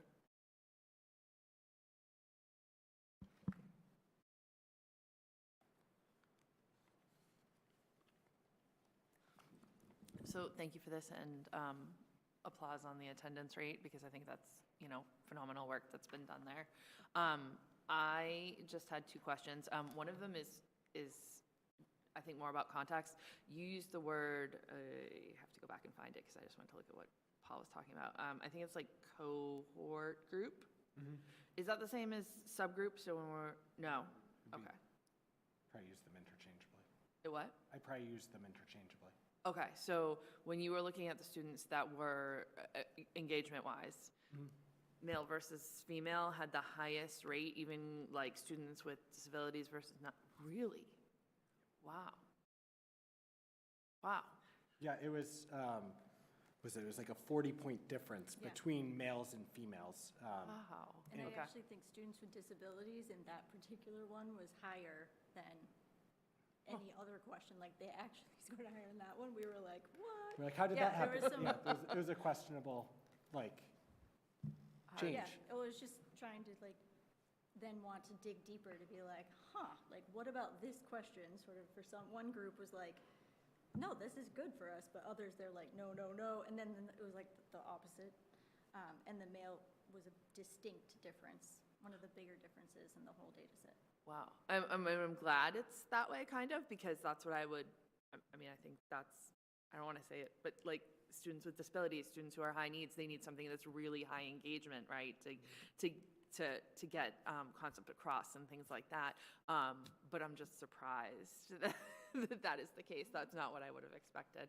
And I don't know if you know this information off the top of your head, but I was just curious on your question last year where you did the implementation of all the different programs. Did that move the needle for subgroups at all? You only have the high-level student data in there. I don't know if it moved I'd have to look specifically at different subgroups. I would tend to lead towards we need probably more data to be able to determine that, given the limited sample size. We'd have a better sense by the end of this year. Okay. I was just curious. I remember esports in particular having that conversation about there may be students, right, that participate here that aren't participating in a lot of other things through the school year. And I was just curious if that had. And we definitely have kids that are involved in that group that weren't otherwise participating in a sport, that group is here most days after school. They're one of the later groups to leave the building most days. That's fair. Yeah. I can't pry my kids away from computers either. But, we had what was the first live event in the auditorium. And I want to say it was one of the first live esports high school events across the state, and probably 100 people in the audience there, and students from other sports teams coming to cheer on our kids. It was really a fun event. Erin, I think you wanted to. Yeah, it's a good mix of kids. There's a lot of music, theater, kids that are not, like he said, there's a handful of kids not involved in anything else, but then there's a bunch of different sports groups that are also involved. So there was kids from soccer, kids from hockey, kids that play lacrosse. So there was a good mix of kids that were in the group itself. There's kids from the robotics program that were in there.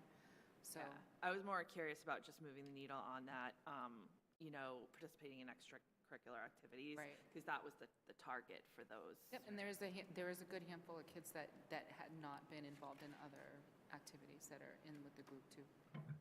And they also have been doing, I know esports, but they've also been doing some game, like regular Magic and Pokemon and all sorts of other stuff. So it's not just with the electronics too.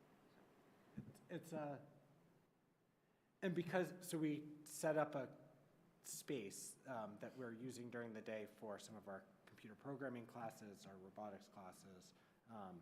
And the hope is that we'll have additional tech ed classes in that space next year. We were unable this past year to find a teacher. That's historically been a really hard hire, to find someone to teach tech ed.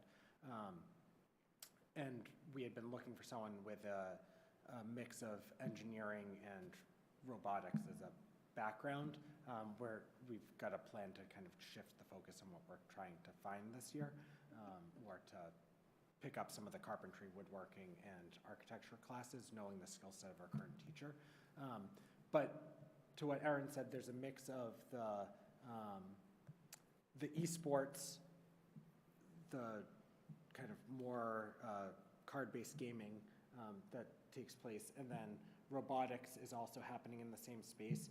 And so we've seen a lot of overlap with the students because they're all operating out of the same space. And so you've got kids that are doing one that become curious with the other, which is nice.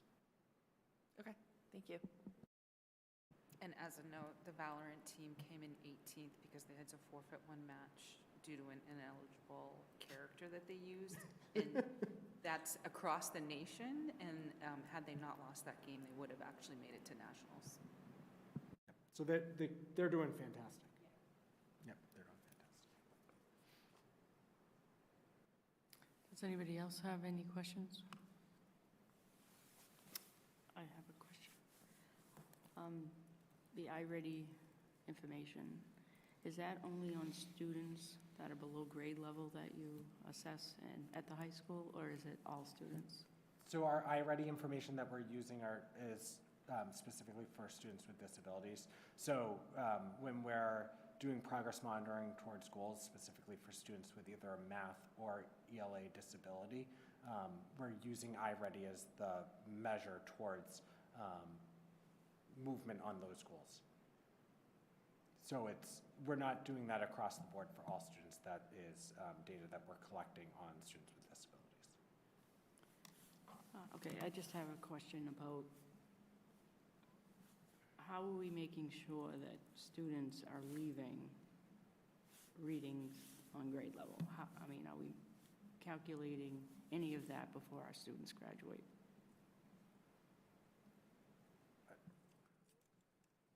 We are not with a benchmark assessment like iReady or anything, but I would say that the ELA standards are they're teaching and assessing and reporting out on students' reading, writing, speaking, and listening.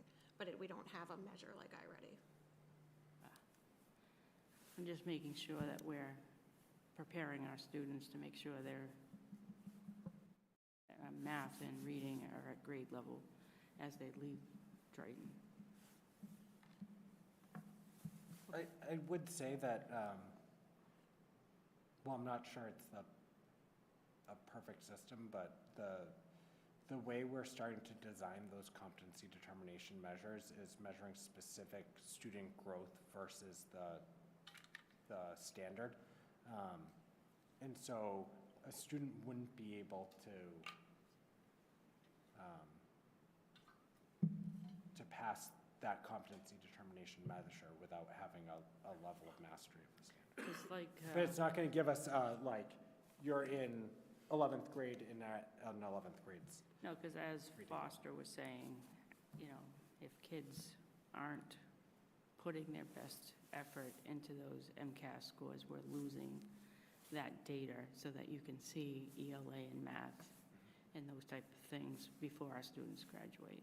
Yeah. So, and I know after 10th grade, we don't do any of those MCAS assessments. So I just was worried as kids are not caring about MCAS anymore, our students now falling through the cracks and we're not catching them before they graduate. So I just want to make sure there was other things in place that To measure that. don't replace MCAS, but that we're keeping an eye on.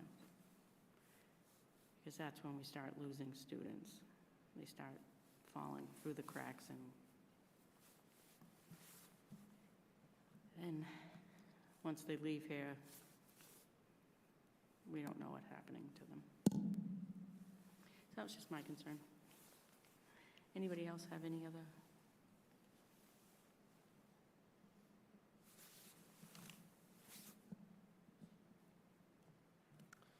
Okay, so next up, just to go through the budget. So the budget presented hopefully provides a relatively comprehensive overview of the needs of the high school. Unlike Al, I do have increases throughout the budget, and want to make sure that that I'm fully advocating for what I think are things that we need both for the high school and, in one case, across the district. Also, I know he spoke specifically about some of the shared staffing, so that's reflected in the staffing section on page 6. So reduction in special education professionals. So from our Essentials program, we had previously had 2 special educators in our Essentials program. We'll have 1 special educator in our Essentials program, and that second special educator will go to the middle school Essentials program. This current year, we had combined the program, and so we had the 2 special educators working between the middle school and the high school. One of the things, so as Al and I kind of work through, in some cases, co-principaling around the building, one of the things that we're trying to figure out is the best structures for how to organize some of the staff. And in this case, we found that it was a bit cumbersome to have those 2 special educators shared between the 2 buildings. We thought it would work well to have one focus on the mathematics courses, both at the middle school and the high school, and the other focus on the ELA courses at the middle school and high school. And we've found that it actually just works better for one to be solely middle school focused and the other solely high school focused. And so as we're trying to figure out what it looks like to share staff in different spaces, there are things that we're going to try that we like, and I think we've seen real benefit for that in our VPA department and our world language department, and then things that we see that don't function how we thought they might, and this is one of those cases. So just an adjustment in how we're, as Al said, allocating the staff and counting the staff. Maybe Owen, to speak a little bit more to your point that you brought up about the librarian. I've got the benefit of also being Miss Jones's evaluator, so she and I have been talking as we go through her goals for this year about the library space and the shared library project, because it is the focus of her goals, and we've met several times on it. You can see on our right, or my right, some of the library catalog already being weeded on the side. She's been tracking and working with Follett to track the catalog usage both at the high school and middle school, to look at the turnover of books and see what is moving and what is not moving. There are hundreds of books that haven't left the shelf, period, and then there are books that haven't left the shelf in years, and old reference books, and so she's weeding the catalog so that there's appropriate space. They're going to actually be having a rectangular space on the side that is going to be a middle school focused space, so books that are at middle school reading level and that previously would have been in the middle school library, and then also knowing that the middle school would have access to the wider catalog here. There's real benefit for our middle school in having on books a full-time librarian shared across the campus. So for teachers, they have access to research databases and far more databases because there's a full-time librarian at the school. And so having that kind of opens doors for classroom teachers and opens doors for our students to have greater resources available to them. She and I were talking about in our last meeting the need to have middle school specific periods where there aren't high school students in the library, so middle schoolers can access the library and access the space at times when they might be comfortable without having high school students in here. Oftentimes we have pretty much throughout the day. We have different high school study halls in here or different events that are happening in the library. And so we're already starting to think about our scheduling and how we might block off certain periods so that middle school can have specific access to the space and to the catalog and to Jennifer as a librarian and a resource. She prides herself on being a teaching librarian, which again, I think is of real benefit to the middle school because she wants to be in classrooms and providing instruction around how to do research, how to conduct research, how to cite sources, how to properly evaluate and analyze texts, how to think critically about books, how to pick books that you like and that we all have fun engaging with. And so all of those things I think are going to be of real benefit to the middle school and will hopefully create a culture long-term between the middle school and the high school of increased readership, of increased use of reference material, of better ability to cite sources. And so my hope is that we get significant benefit for the middle school, but I also see it, even though I'm giving up something, I see it as a long-term benefit to the high school to have students that have already learned a lot of those skills from a really high-quality library media specialist along the way. So also included in the specific needs coming up. So one of the significant staffing factors that I was also looking at was the addition of an attendance coordinator / counselor. This is a similar position to what I had advocated for last year. This comes directly out of our school council's work and something that they as a group have advocated for that I fully believe in and support.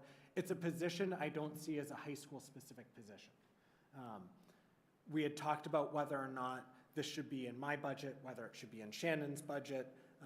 From a district standpoint, I said I really felt passionately about keeping it in mind because it came directly from my school council and they've been advocating for the need for this so that we can work with families to change patterns of behavior from the time that the students are young all the way through high school. And so having someone that has a clinical background, that can go out into the community, that can support families, that can track down resources, that can do a lot of work that is identified in our district attendance plan is really something that is necessary. That district attendance plan is thorough and comprehensive, and we've done a ton of work on it, but it needs a person that is able to go out and interface with families on a day-to-day basis. And I think that's the next step in the next iteration for how we move the needle as a district. And while I've got it here as a high school resource, I see this as something that should exist as a position that's a K-12 position. And while I would take it as a high school only position, I would also be thrilled if it was something that was a district-wide position. The secondary position that I have listed here as a necessity, that's also something that we've talked a lot about as a school council, but it's been something that's been mentioned in the past as well, as having a hall monitor. We're going in, next year will be our, is this our second year? I think this is our second year without a school resource officer currently. Next year we'll be going into our third year without a school resource officer. I don't know the behind-the-scenes iterations of the Newbury Police budget, but I know they've had a difficult time hiring. I know that there's no one on the force that currently wants to be a school resource officer at this campus. And I think that we need a position and we need to provide a position that can do some of that monitoring that we would have previously got from a school resource officer. This is something that we need for, one, for helping monitor the hallways, for watching what's happening around the campus, for working with students directly, getting students back to class. And there are just times in the day where, as we've reduced our staffing over the last several years, we don't have as many slots left anymore for duty coverage. So if every teacher has 5 duties, every time we reduce a teacher, that's 5 duty slots that we no longer have to play with within our schedule. And so we've made reductions, as has been appropriate with our level of our student population and student enrollment. But it's meant that we're tighter on the slots of coverage. And there are spaces that we quite frankly can't cover anymore because we don't have the spots between our study halls and wanting to cover bathrooms to make sure that we have eyes everywhere we need to have eyes during the course of the day. You've heard from facilities, or you will hear from facilities, and you'll hear from Rich as well, that there's, we saw last year a significant reduction in vandalism. We've had some vandalism in bathrooms again. And having someone consistently in those spaces helps to reduce that. I think that while it doesn't offset probably the full cost of it, every time we're calling out the plumbers, there's thousands of dollars of work that need to be done on the toilet lines and the plumbing all the way out to the pump house. And when we have to clean something out in the pump house, we might be talking about a $7,000 to $10,000 bill. So yes, there's upfront cost associated with this. Right now, we're seeing a good chunk of that cost anyhow, and we're not getting any of the positive pro-social benefit on the other end. So I'd advocate that that's something that I think might in fact end up being close to budget neutral. Maybe that's just my high school principal financial spin that Brian always says I like to put on it, but I think I think the money wouldn't end up too far off. And again, if there were a school resource officer, this wouldn't necessarily be something I would think we need to advocate for. But I don't currently see that happening for the next school year, unless something were to change. Can I say one thing in regards to the building project? So as we've been talking through this, we're certified for a 7 through 12 campus of 895 students as our enrollment, design enrollment with the MSBA. That will likely get us a building probably about 100,000 square feet smaller than this current campus. So the reality is, as the student population and staff population has shrunk, just to confirm what Patrick said, is there are too many spaces for the number of bodies that we have to just cover it with duties. So it's not just a matter of we're not making teachers do their duties. It's right, everyone's doing, we just don't have enough bodies for this large of a building. So just to put that out there, that it's not just a high school problem. This is another thing that we keep talking about with the declining enrollment. It's harder to have the breadth of programming in classes. It's harder to maintain athletic teams. It's harder to maintain the arts. So it's just one more factor there. And again, I would want to share that resource and have it be campus-wide. Right? If we are hiring a hall monitor to monitor the halls, it's a building need for the whole campus. They're not going to get to the end of the hallway where the middle school starts and say, I'm not walking down there. That expectations that I would have of them would be that that's a building-wide support. Lastly, in terms of budgeting, something that I want to include on that personnel side is trying to fund the faculty senate. This has been something that has been in the contract and we haven't been able to find a way to fund for 20-odd years. I think there is value in having a faculty senate. I think there's value in expanding leadership roles and opportunities for our staff across the building beyond our program coordinators. Our program coordinators and their job descriptions have a certain scope. Right now, I think our program coordinators are probably operating at times a little bit beyond their scope. Our union building reps at times are operating a little bit beyond their scope. And then we have, we end up with members of our school council maybe operating a little bit beyond their scope. And and a faculty senate kind of pulls in a lot of these different groups, whether it's our PD committee, our program coordinators, are just different leadership voices in a different way. And so really wanting to think about making sure we have the ability to run that and to find a way to fund that, because I do think that when we empower teachers and grow our base of teacher leaders across the school, we get varied voices and we see growth. And my hope is that it pushes me as a leader to think differently about what the needs of our school are, based on having varied perspectives at the table.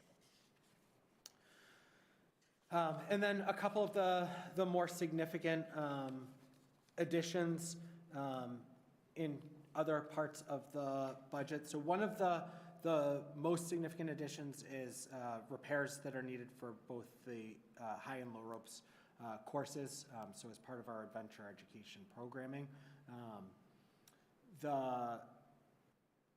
while they're still safe for usage, there are specific upgrades that need to be made to our high ropes course to better allow, it's like having an additional like pulley system for the belay device for the instructor to be able to go up and set up the course initially. Historically, they've had to, I don't know how many people have understanding of these courses, but you've got a harness on, you've clipped in the, my colloquial term for them is lobster claws, and you're clipping into the staples as you go up the telephone pole. In theory, if there was enough force pulled on those staples, they could theoretically pull out. The idea is that you have a secondary belay device that's offsetting the load and weight on that, and that's something that was recommended in our inspection last year to make specific upgrades. There are boards and pulleys that need to be replaced. There are parts of the system that just need to be updated for continued usage. We've also looked at switching over the company that's doing the evaluation of our course from someone that we've used historically for years but has since moved out of state, and so we've been having to pay some of the travel costs, to Project Adventure, which is based out of Beverly and more localized. Project Adventure is more expensive on the upfront cost, but they're doing the training that we're using with our staff anyhow. But then they're also local, so we're not paying for travel costs. So we would like to also use them to fix the site so that it still functions for students. And our teachers are starting to consider what we would want in adventure education programming and what a course might look like into the future. So as we talk about the building project, as Brian brought up, what do we want to do so with the building and the gymnasium space so that we can have that experience and maybe have some of it inside, so that you're not limited to just the months when the marsh isn't wet, to be able to go out there and utilize the course. One of the other things that I've been talking to Brian about, certainly for probably about the last calendar year, is thinking about ways in which we can fund our civic action project.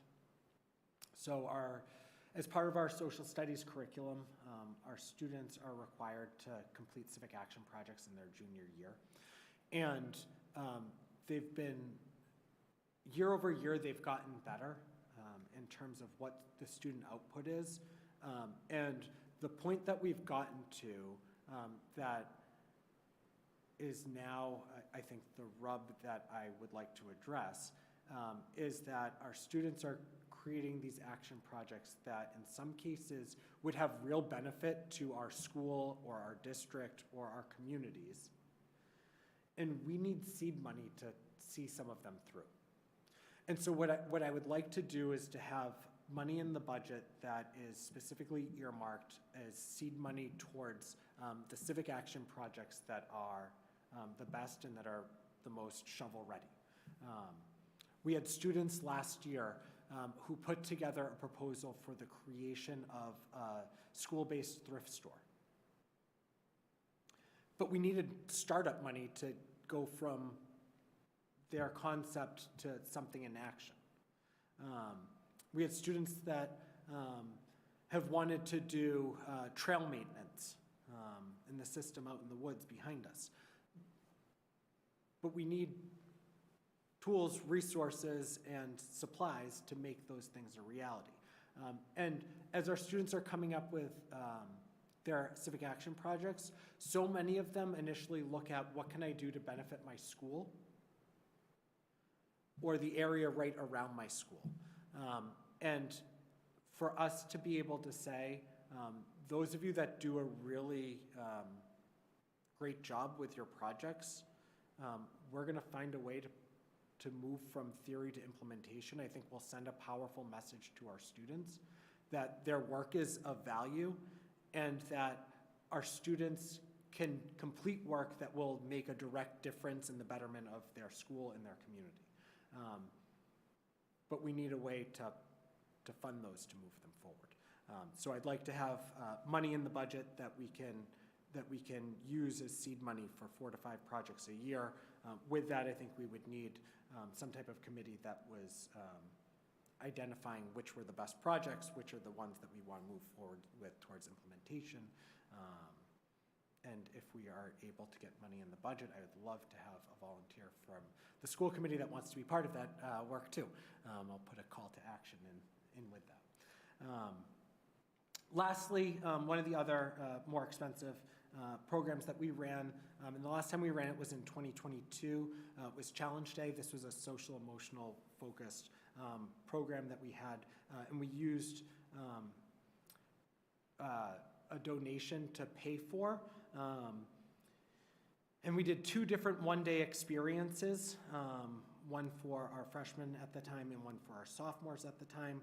It was something that was really powerful and meaningful, and is something that I'd like to bring back and be able to fund with through the budget and not have to be dependent on either finding a grant or having a generous member of our community make a donation. Aside from those major ticket items, there are increases in spending that are associated to the rising costs of supplies and materials. One of the other areas where we've seen significant rising costs is in some of the events that we run. So our top 10% banquet, the cost of that has increased. In the cost of awards for recognitions for students, the cost has increased significantly.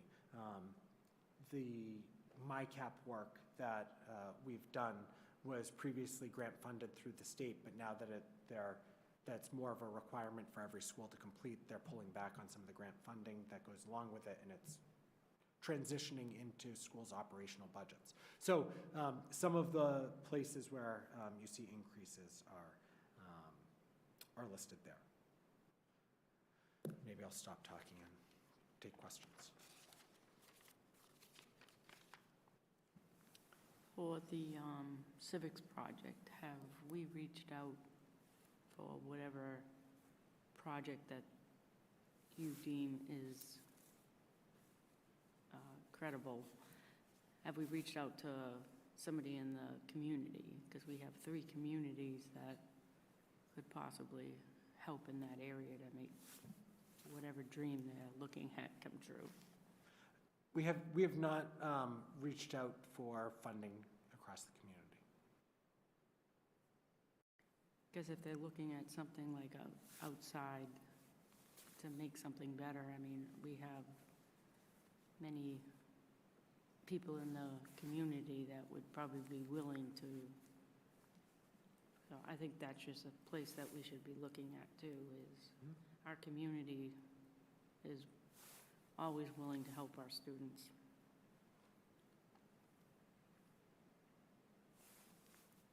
Does anybody, go ahead, Owen.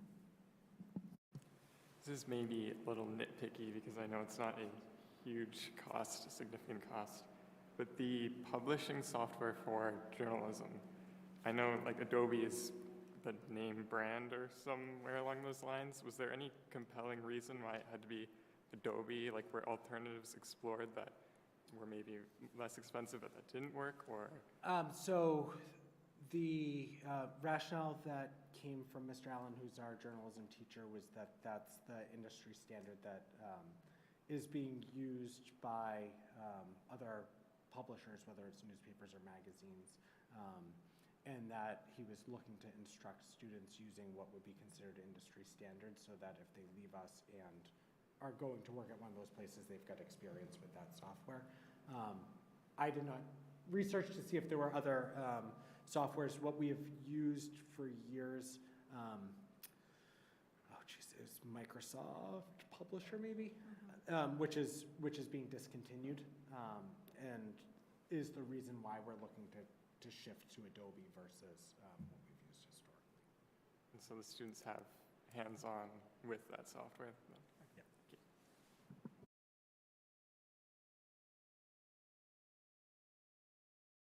I just want to go back to the civics Absolutely. project. I'm taking notes on what you said before. So. Yes, because I believe there's, like, I'm not sure in Raleigh, but it's probably Narissa would know of people.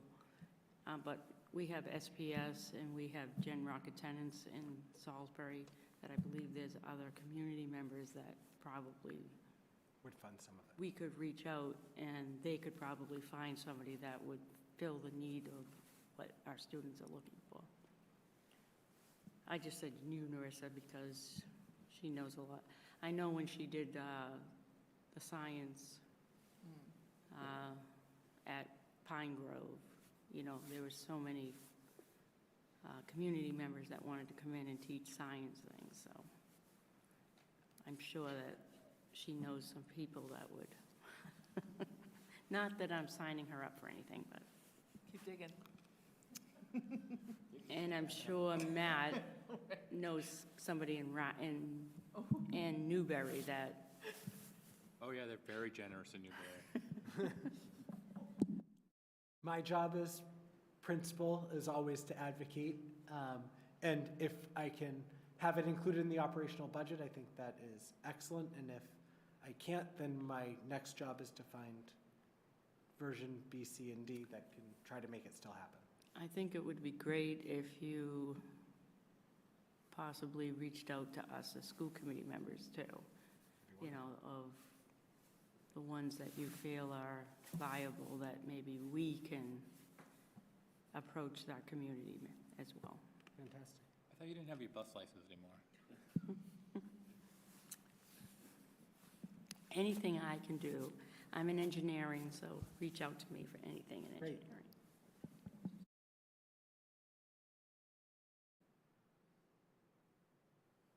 Anybody else? Go ahead, Paul. So Paul, the proofreader, has one other error that he's found. Could be. The line service item for postage, I think, has a problem.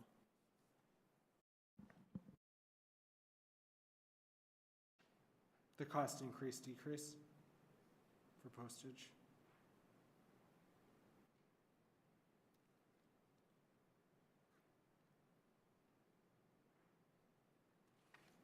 Can you say that one more time, Paul? He's asking you to say it again. I was trying to find where you were talking. Just, this is on, There shouldn't be an increase in the column of the chart, right? yeah, the $200 shouldn't be there, that's all. I just want that corrected so that the town peoples that are looking at our budgets all the time are making sure that we're. Thank you. Yeah, it's another one of the tables that don't use that. We don't want the town to think we have a slush fund.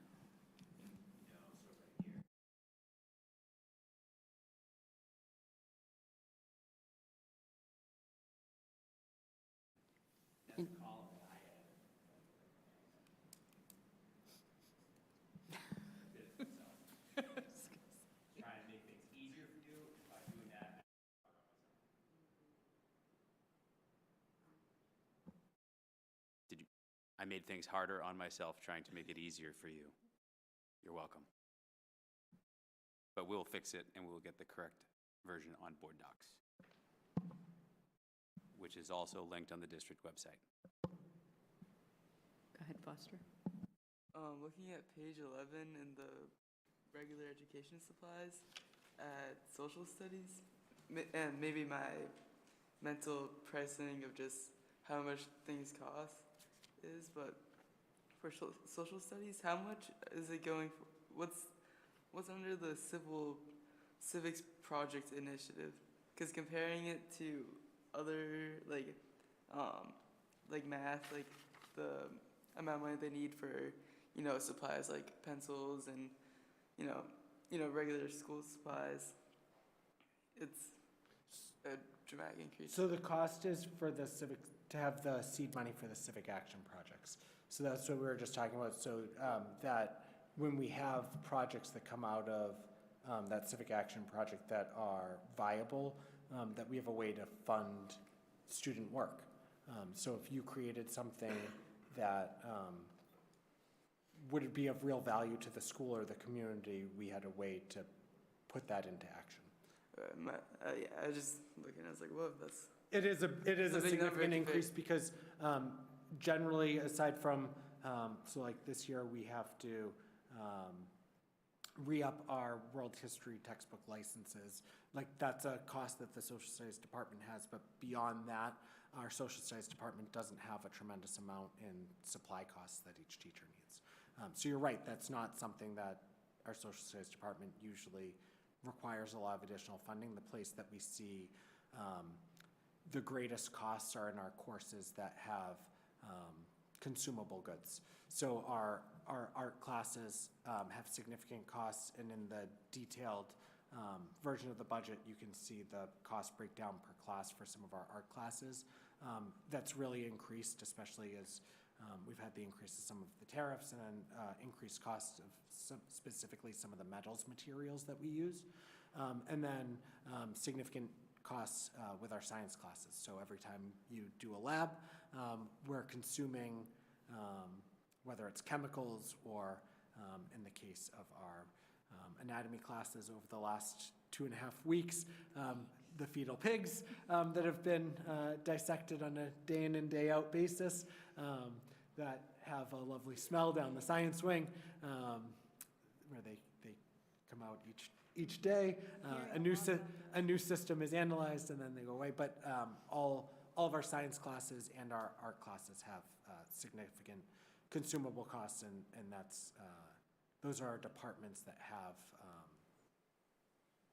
the highest cost to operate. Thank you. Is there anybody else that would like to? Thank you. Thank you. Does everybody mind if we take a 5-minute break? I second. So we'll take a 5-minute break.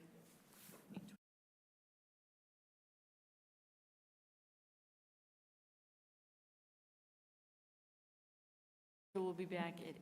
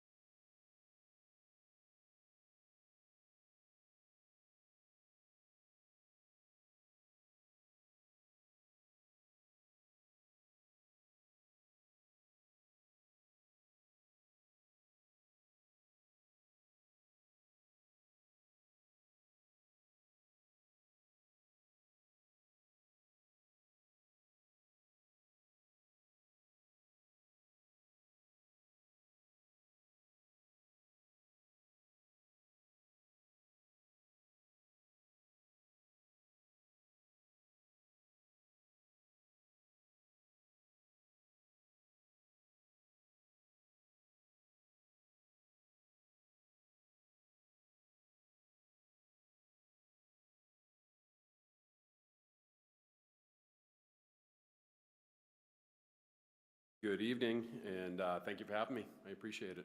Good to see everybody. I'm here tonight to present the FY27 athletics budget. And hopefully be able to get this out and have the budget reflect, commitment to, what I look at as three core priorities for the upcoming year.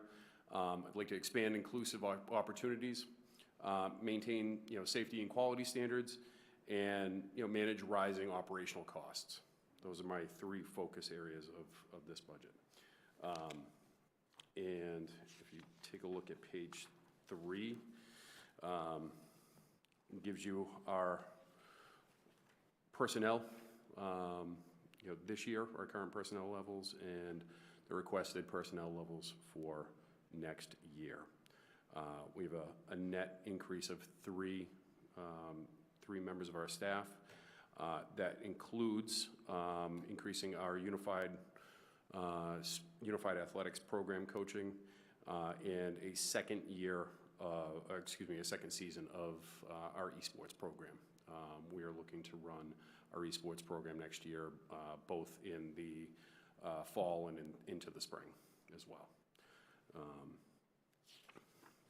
So looking at those expansions, the three coaches for our unified athletic opportunities, I'd like to kind of double down on the Special Olympics Unified Athletics Award that we were graciously nominated and received just a few weeks back. Biggest thing that we'd like to do for next year is add another unified basketball coach to make sure that we have, meeting all the needs for our athletes who are part of that program. And we are looking to add a track and field component in the springtime. Exciting opportunity. We've had a lot of interest in expanding to unified track and field in the spring. We've had Coach Joe Colbert has shown a lot of interest and looked at the possibility of adding that to be part of his program, where his student athletes could be the partners in that program as well. So again, this is important because we're looking to promote inclusion, help strengthen and build upon the sports programs, the unified sports programs that we have here now, and just make it that much better and give the more kids opportunities to go out and compete. They have many schools in the area have kind of special Olympics days where they invite many schools. Lawrence High School was one of them that had been doing it for years, where they're able to, unified track programs are able to go and compete as part of these major Olympic events where, they have involvement with the athlete entrance for the athletes, police and fire escorts and things like that. So love to have that happen here. Again, we're looking to, as you guys had mentioned earlier, looking to expand our esports program, the MSAA esports program that we got off the ground this year. This year we have 12 students participating, and we're looking to grow this number with the inclusion of our middle school population. Next year, we are looking to expand our reach into that middle school population to grab those kids a little bit earlier and help out, with some of the things that I've heard mentioned here earlier tonight, grabbing those kids and getting them to participate in something that they love and enjoy, getting them to find a space outside of the traditional athletic sphere. Another piece to that, is that gateway to, tech and media careers. There are many colleges in this region now who have esports programs as part of their offerings. I've personally gone to Fitchburg State, as an example, on bringing students on college tours not too long ago, and the media labs and the esports labs that they were building and had already had already completed at that point, and we're building that program. You're seeing it Merrimack College, I know has a program that is doing something very similar. I haven't personally seen that one, but making a connection with the students who are involved in gaming, who are involved in the robotics piece as well, getting them to have access and really see some of the off-campus things and opportunities post high school is a goal for that group as well. Girls flag football, again, another MSAA sponsorship. This year, we're piloting it this year. It is coming up in the spring. We've had a lot of interest in that, from parents and students alike. And most of the costs for that this year are actually being covered by the New England Patriots Community Foundation. We are registered and we'll have, I believe it's a 14-game season or 16-game season coming up in the springtime that runs from April to June. But that is, again, we're looking to increase our, we'll see how we do population-wise, numbers-wise this year, and we're going to look to expand that as we go further.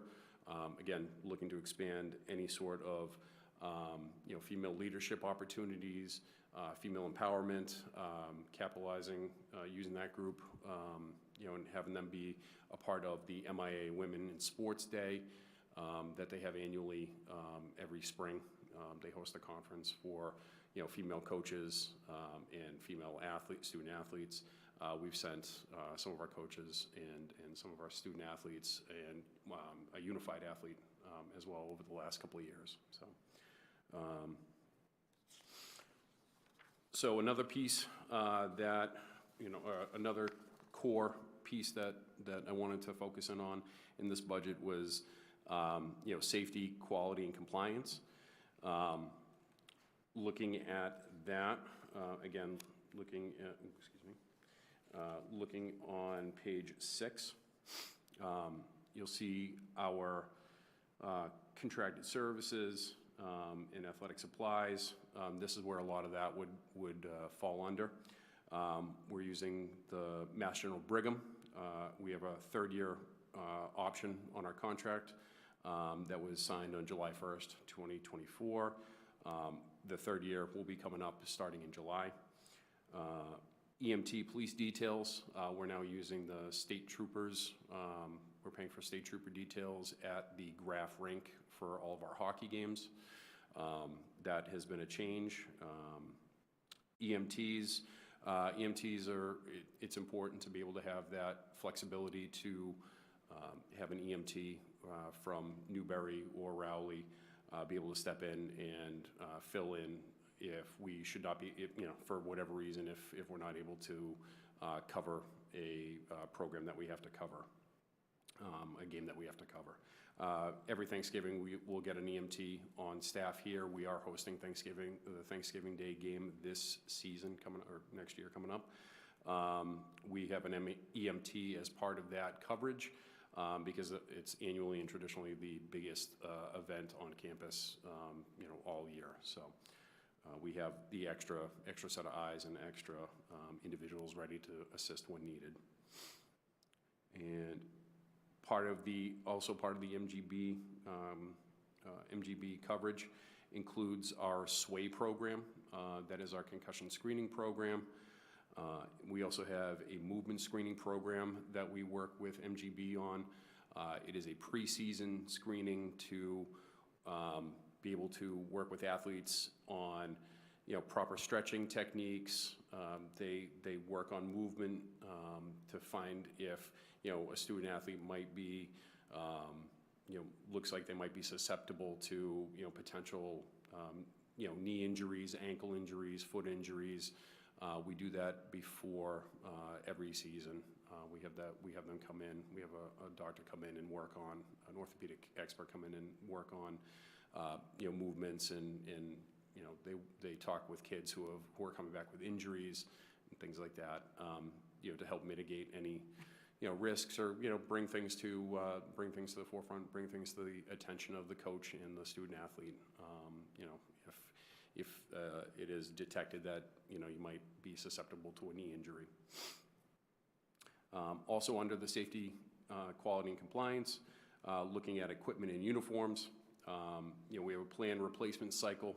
That these sports have all reached their 5th year limit in our cycle.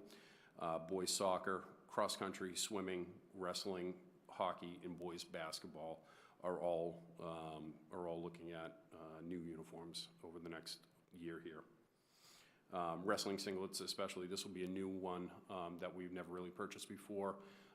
This has been a cost that's been traditionally covered by our very generous booster group, but it's a hygienic piece that, thinking about it, and Foster, you can attest to this, wearing a singlet and then, expecting somebody else to wear a singlet at, the following year, when it's been in very close contact with you and everybody else that you've been wrestling. It's, looking at it through that lens, the hygiene piece is something that, doesn't necessarily get thought about in a way for, when we talk about the uniform piece for wrestling.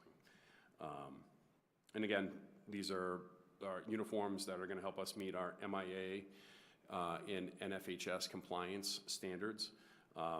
And the NFHS organization is always coming out with new uniform requirements each and every year for sports. Sometimes, it could be numbers, certain numbers are not going to be allowed to be utilized on a court or a playing field. Other times it dictates, what color your home uniform has to be. So again, that equipment and uniform piece will help us, stay in compliance with the NFHS and the MIAA standards. And also as part of that, officials and memberships, the MIA and the Cape Ann League, they both have increased in fees each and every year. It's about 3% for a cost of living increase for the Cape Ann League fees. And that helps cover everything from, the purchase awards for the league. It also helps us cover our share of the costs for officiating in certain sports. Like we prepay for indoor track. We pay for the use of the New Balance Center and the officials that come with the New Balance Center. All that is tied into the officials and membership area in that memberships section as well. And again, the MIA has increased dues each and every year. We file and we get a report on that in July, and that typically ends up covering anything, all the registration costs for our sports that we sponsor here in school. And it also helps with officials. Every couple of years, the MIA, they negotiate with officials. So for instance, hockey last year, a hockey official doing a varsity hockey game would be paid $97 for their game. This year, that's gone up to $112. And it will stay at $112 next season as well. And then in a couple of years, it goes up after that. They're in constant negotiation.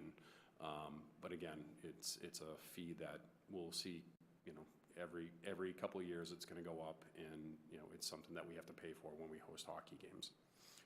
And that happens across any sport that we participate in, and that we sponsor.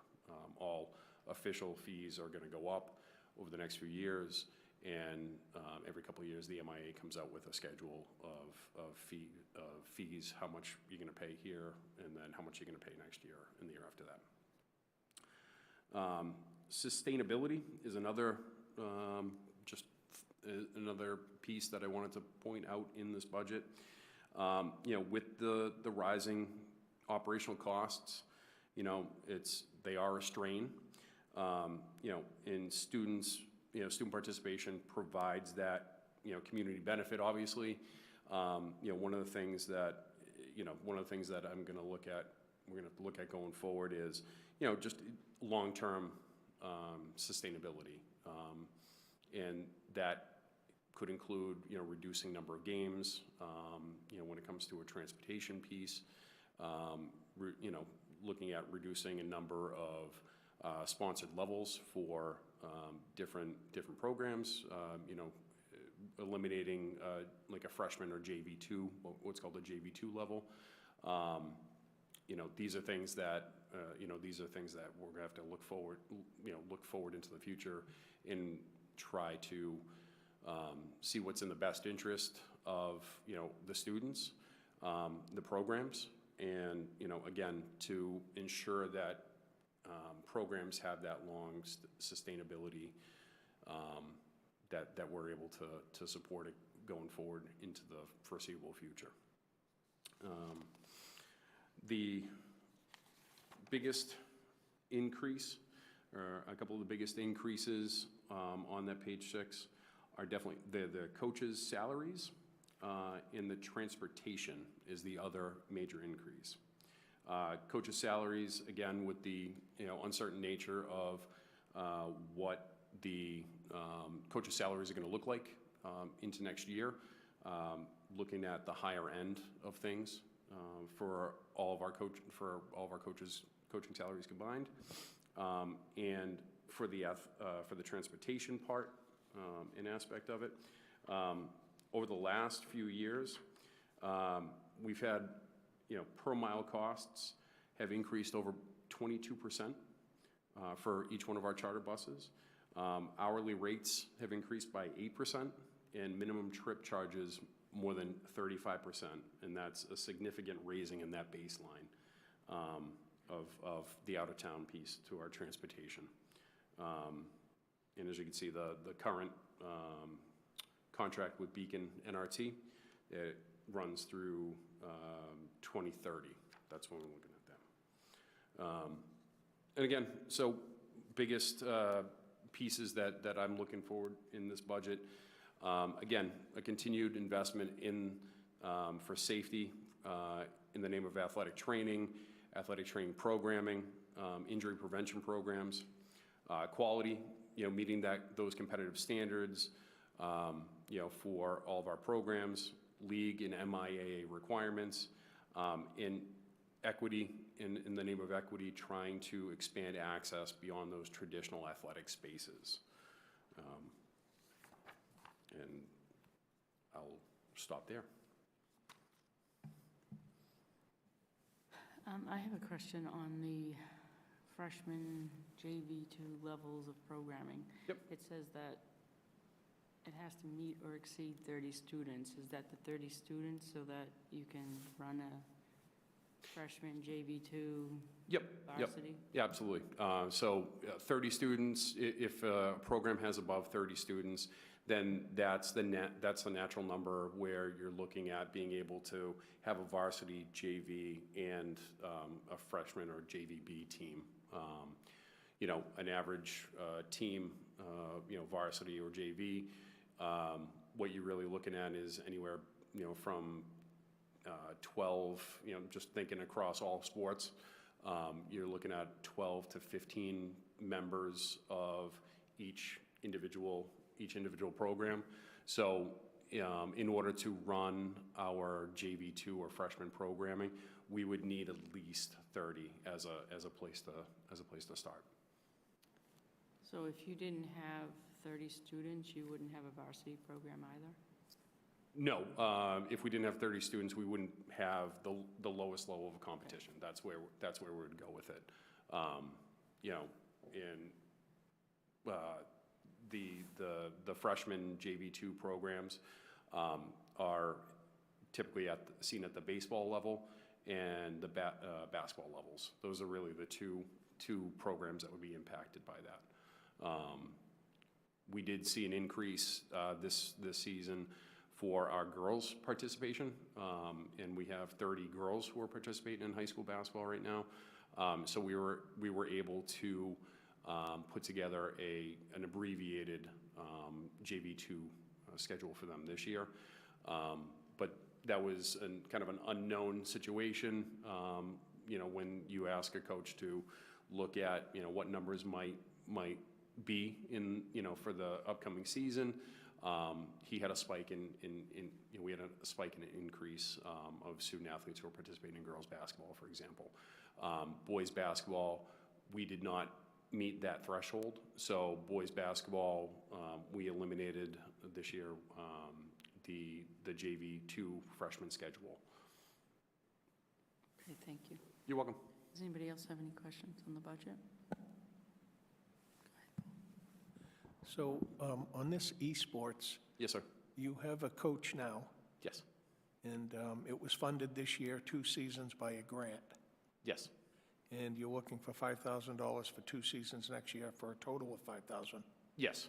Yeah. And I just have one more. 2,500 per season. That's how we'd break it up. And when you hired the esports coach, can you tell us what his resume contained? Sure. Dan Langolis, and he's actually a educator in the building now. He's a para-educator in the building. My fault. He is right now he's a substitute teacher.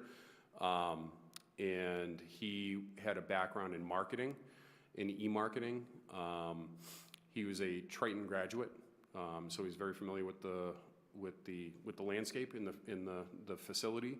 And his you know, he would, I don't know exactly what his marketing, you know, what kind of company he was working for at all, but the last, you know, 5 or 6 years of his career, he was an e-marketing specialist, working on, you know, online campaigns, things of that nature for the, and I believe he's still, what's the word I'm looking for? Freelances for that type of vocation as well. Thank you. You're welcome. So thank you for this. I just have 2 questions. Yes. One of them is, it looks like in your staffing chart, Yeah. sorry, this might be a rich question. It's okay. There's a He might have messed it up. He might have messed it up.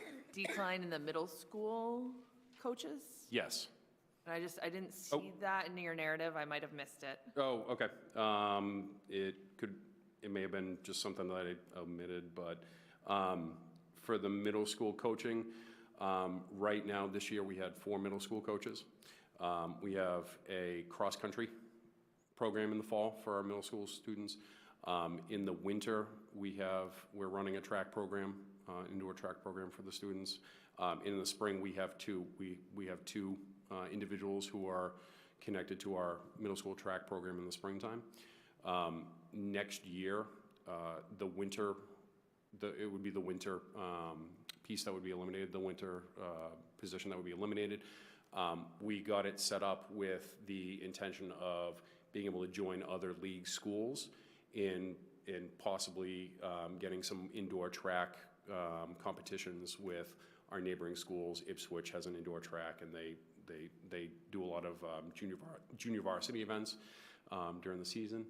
But other communities were not able to fund those and get those off the ground like they did. We have a good group of kids, good participation. Right now, and they did this last year, and it's going to be the same this year.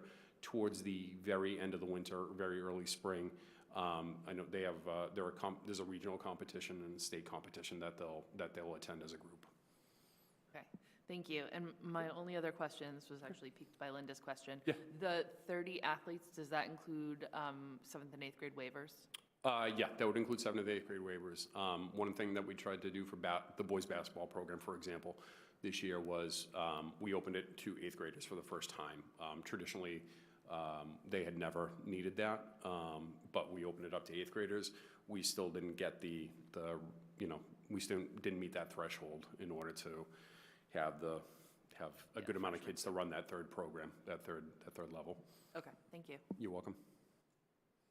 I have a question question. I think it's great you have you're looking to put in a girls' flag football.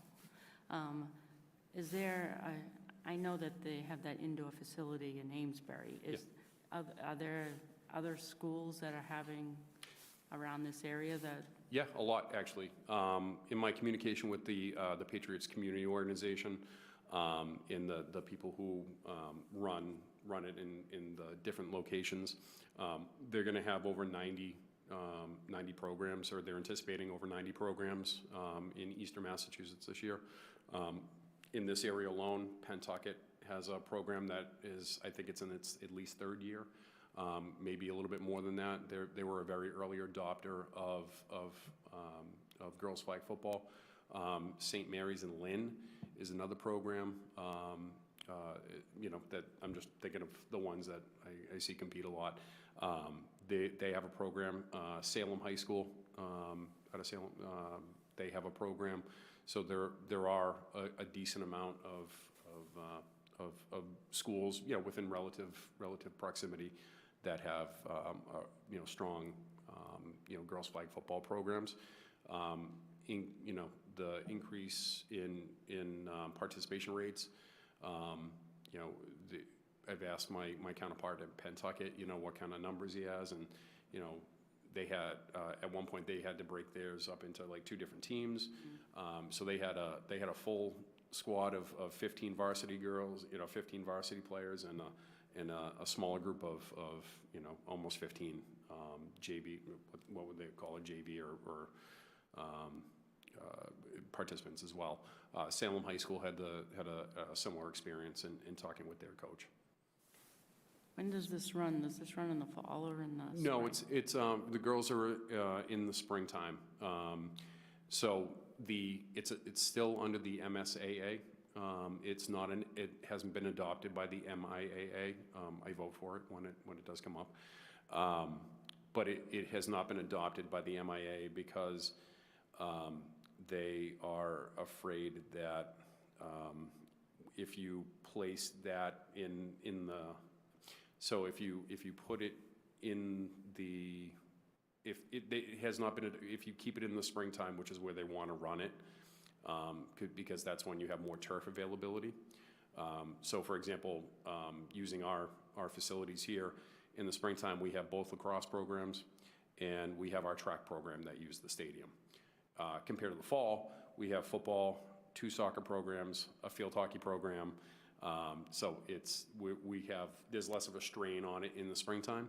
The MIA hasn't adopted it officially because they want to keep it as an avenue for the young ladies. They don't want young men to play football in the fall and then try to join a girls program in the springtime.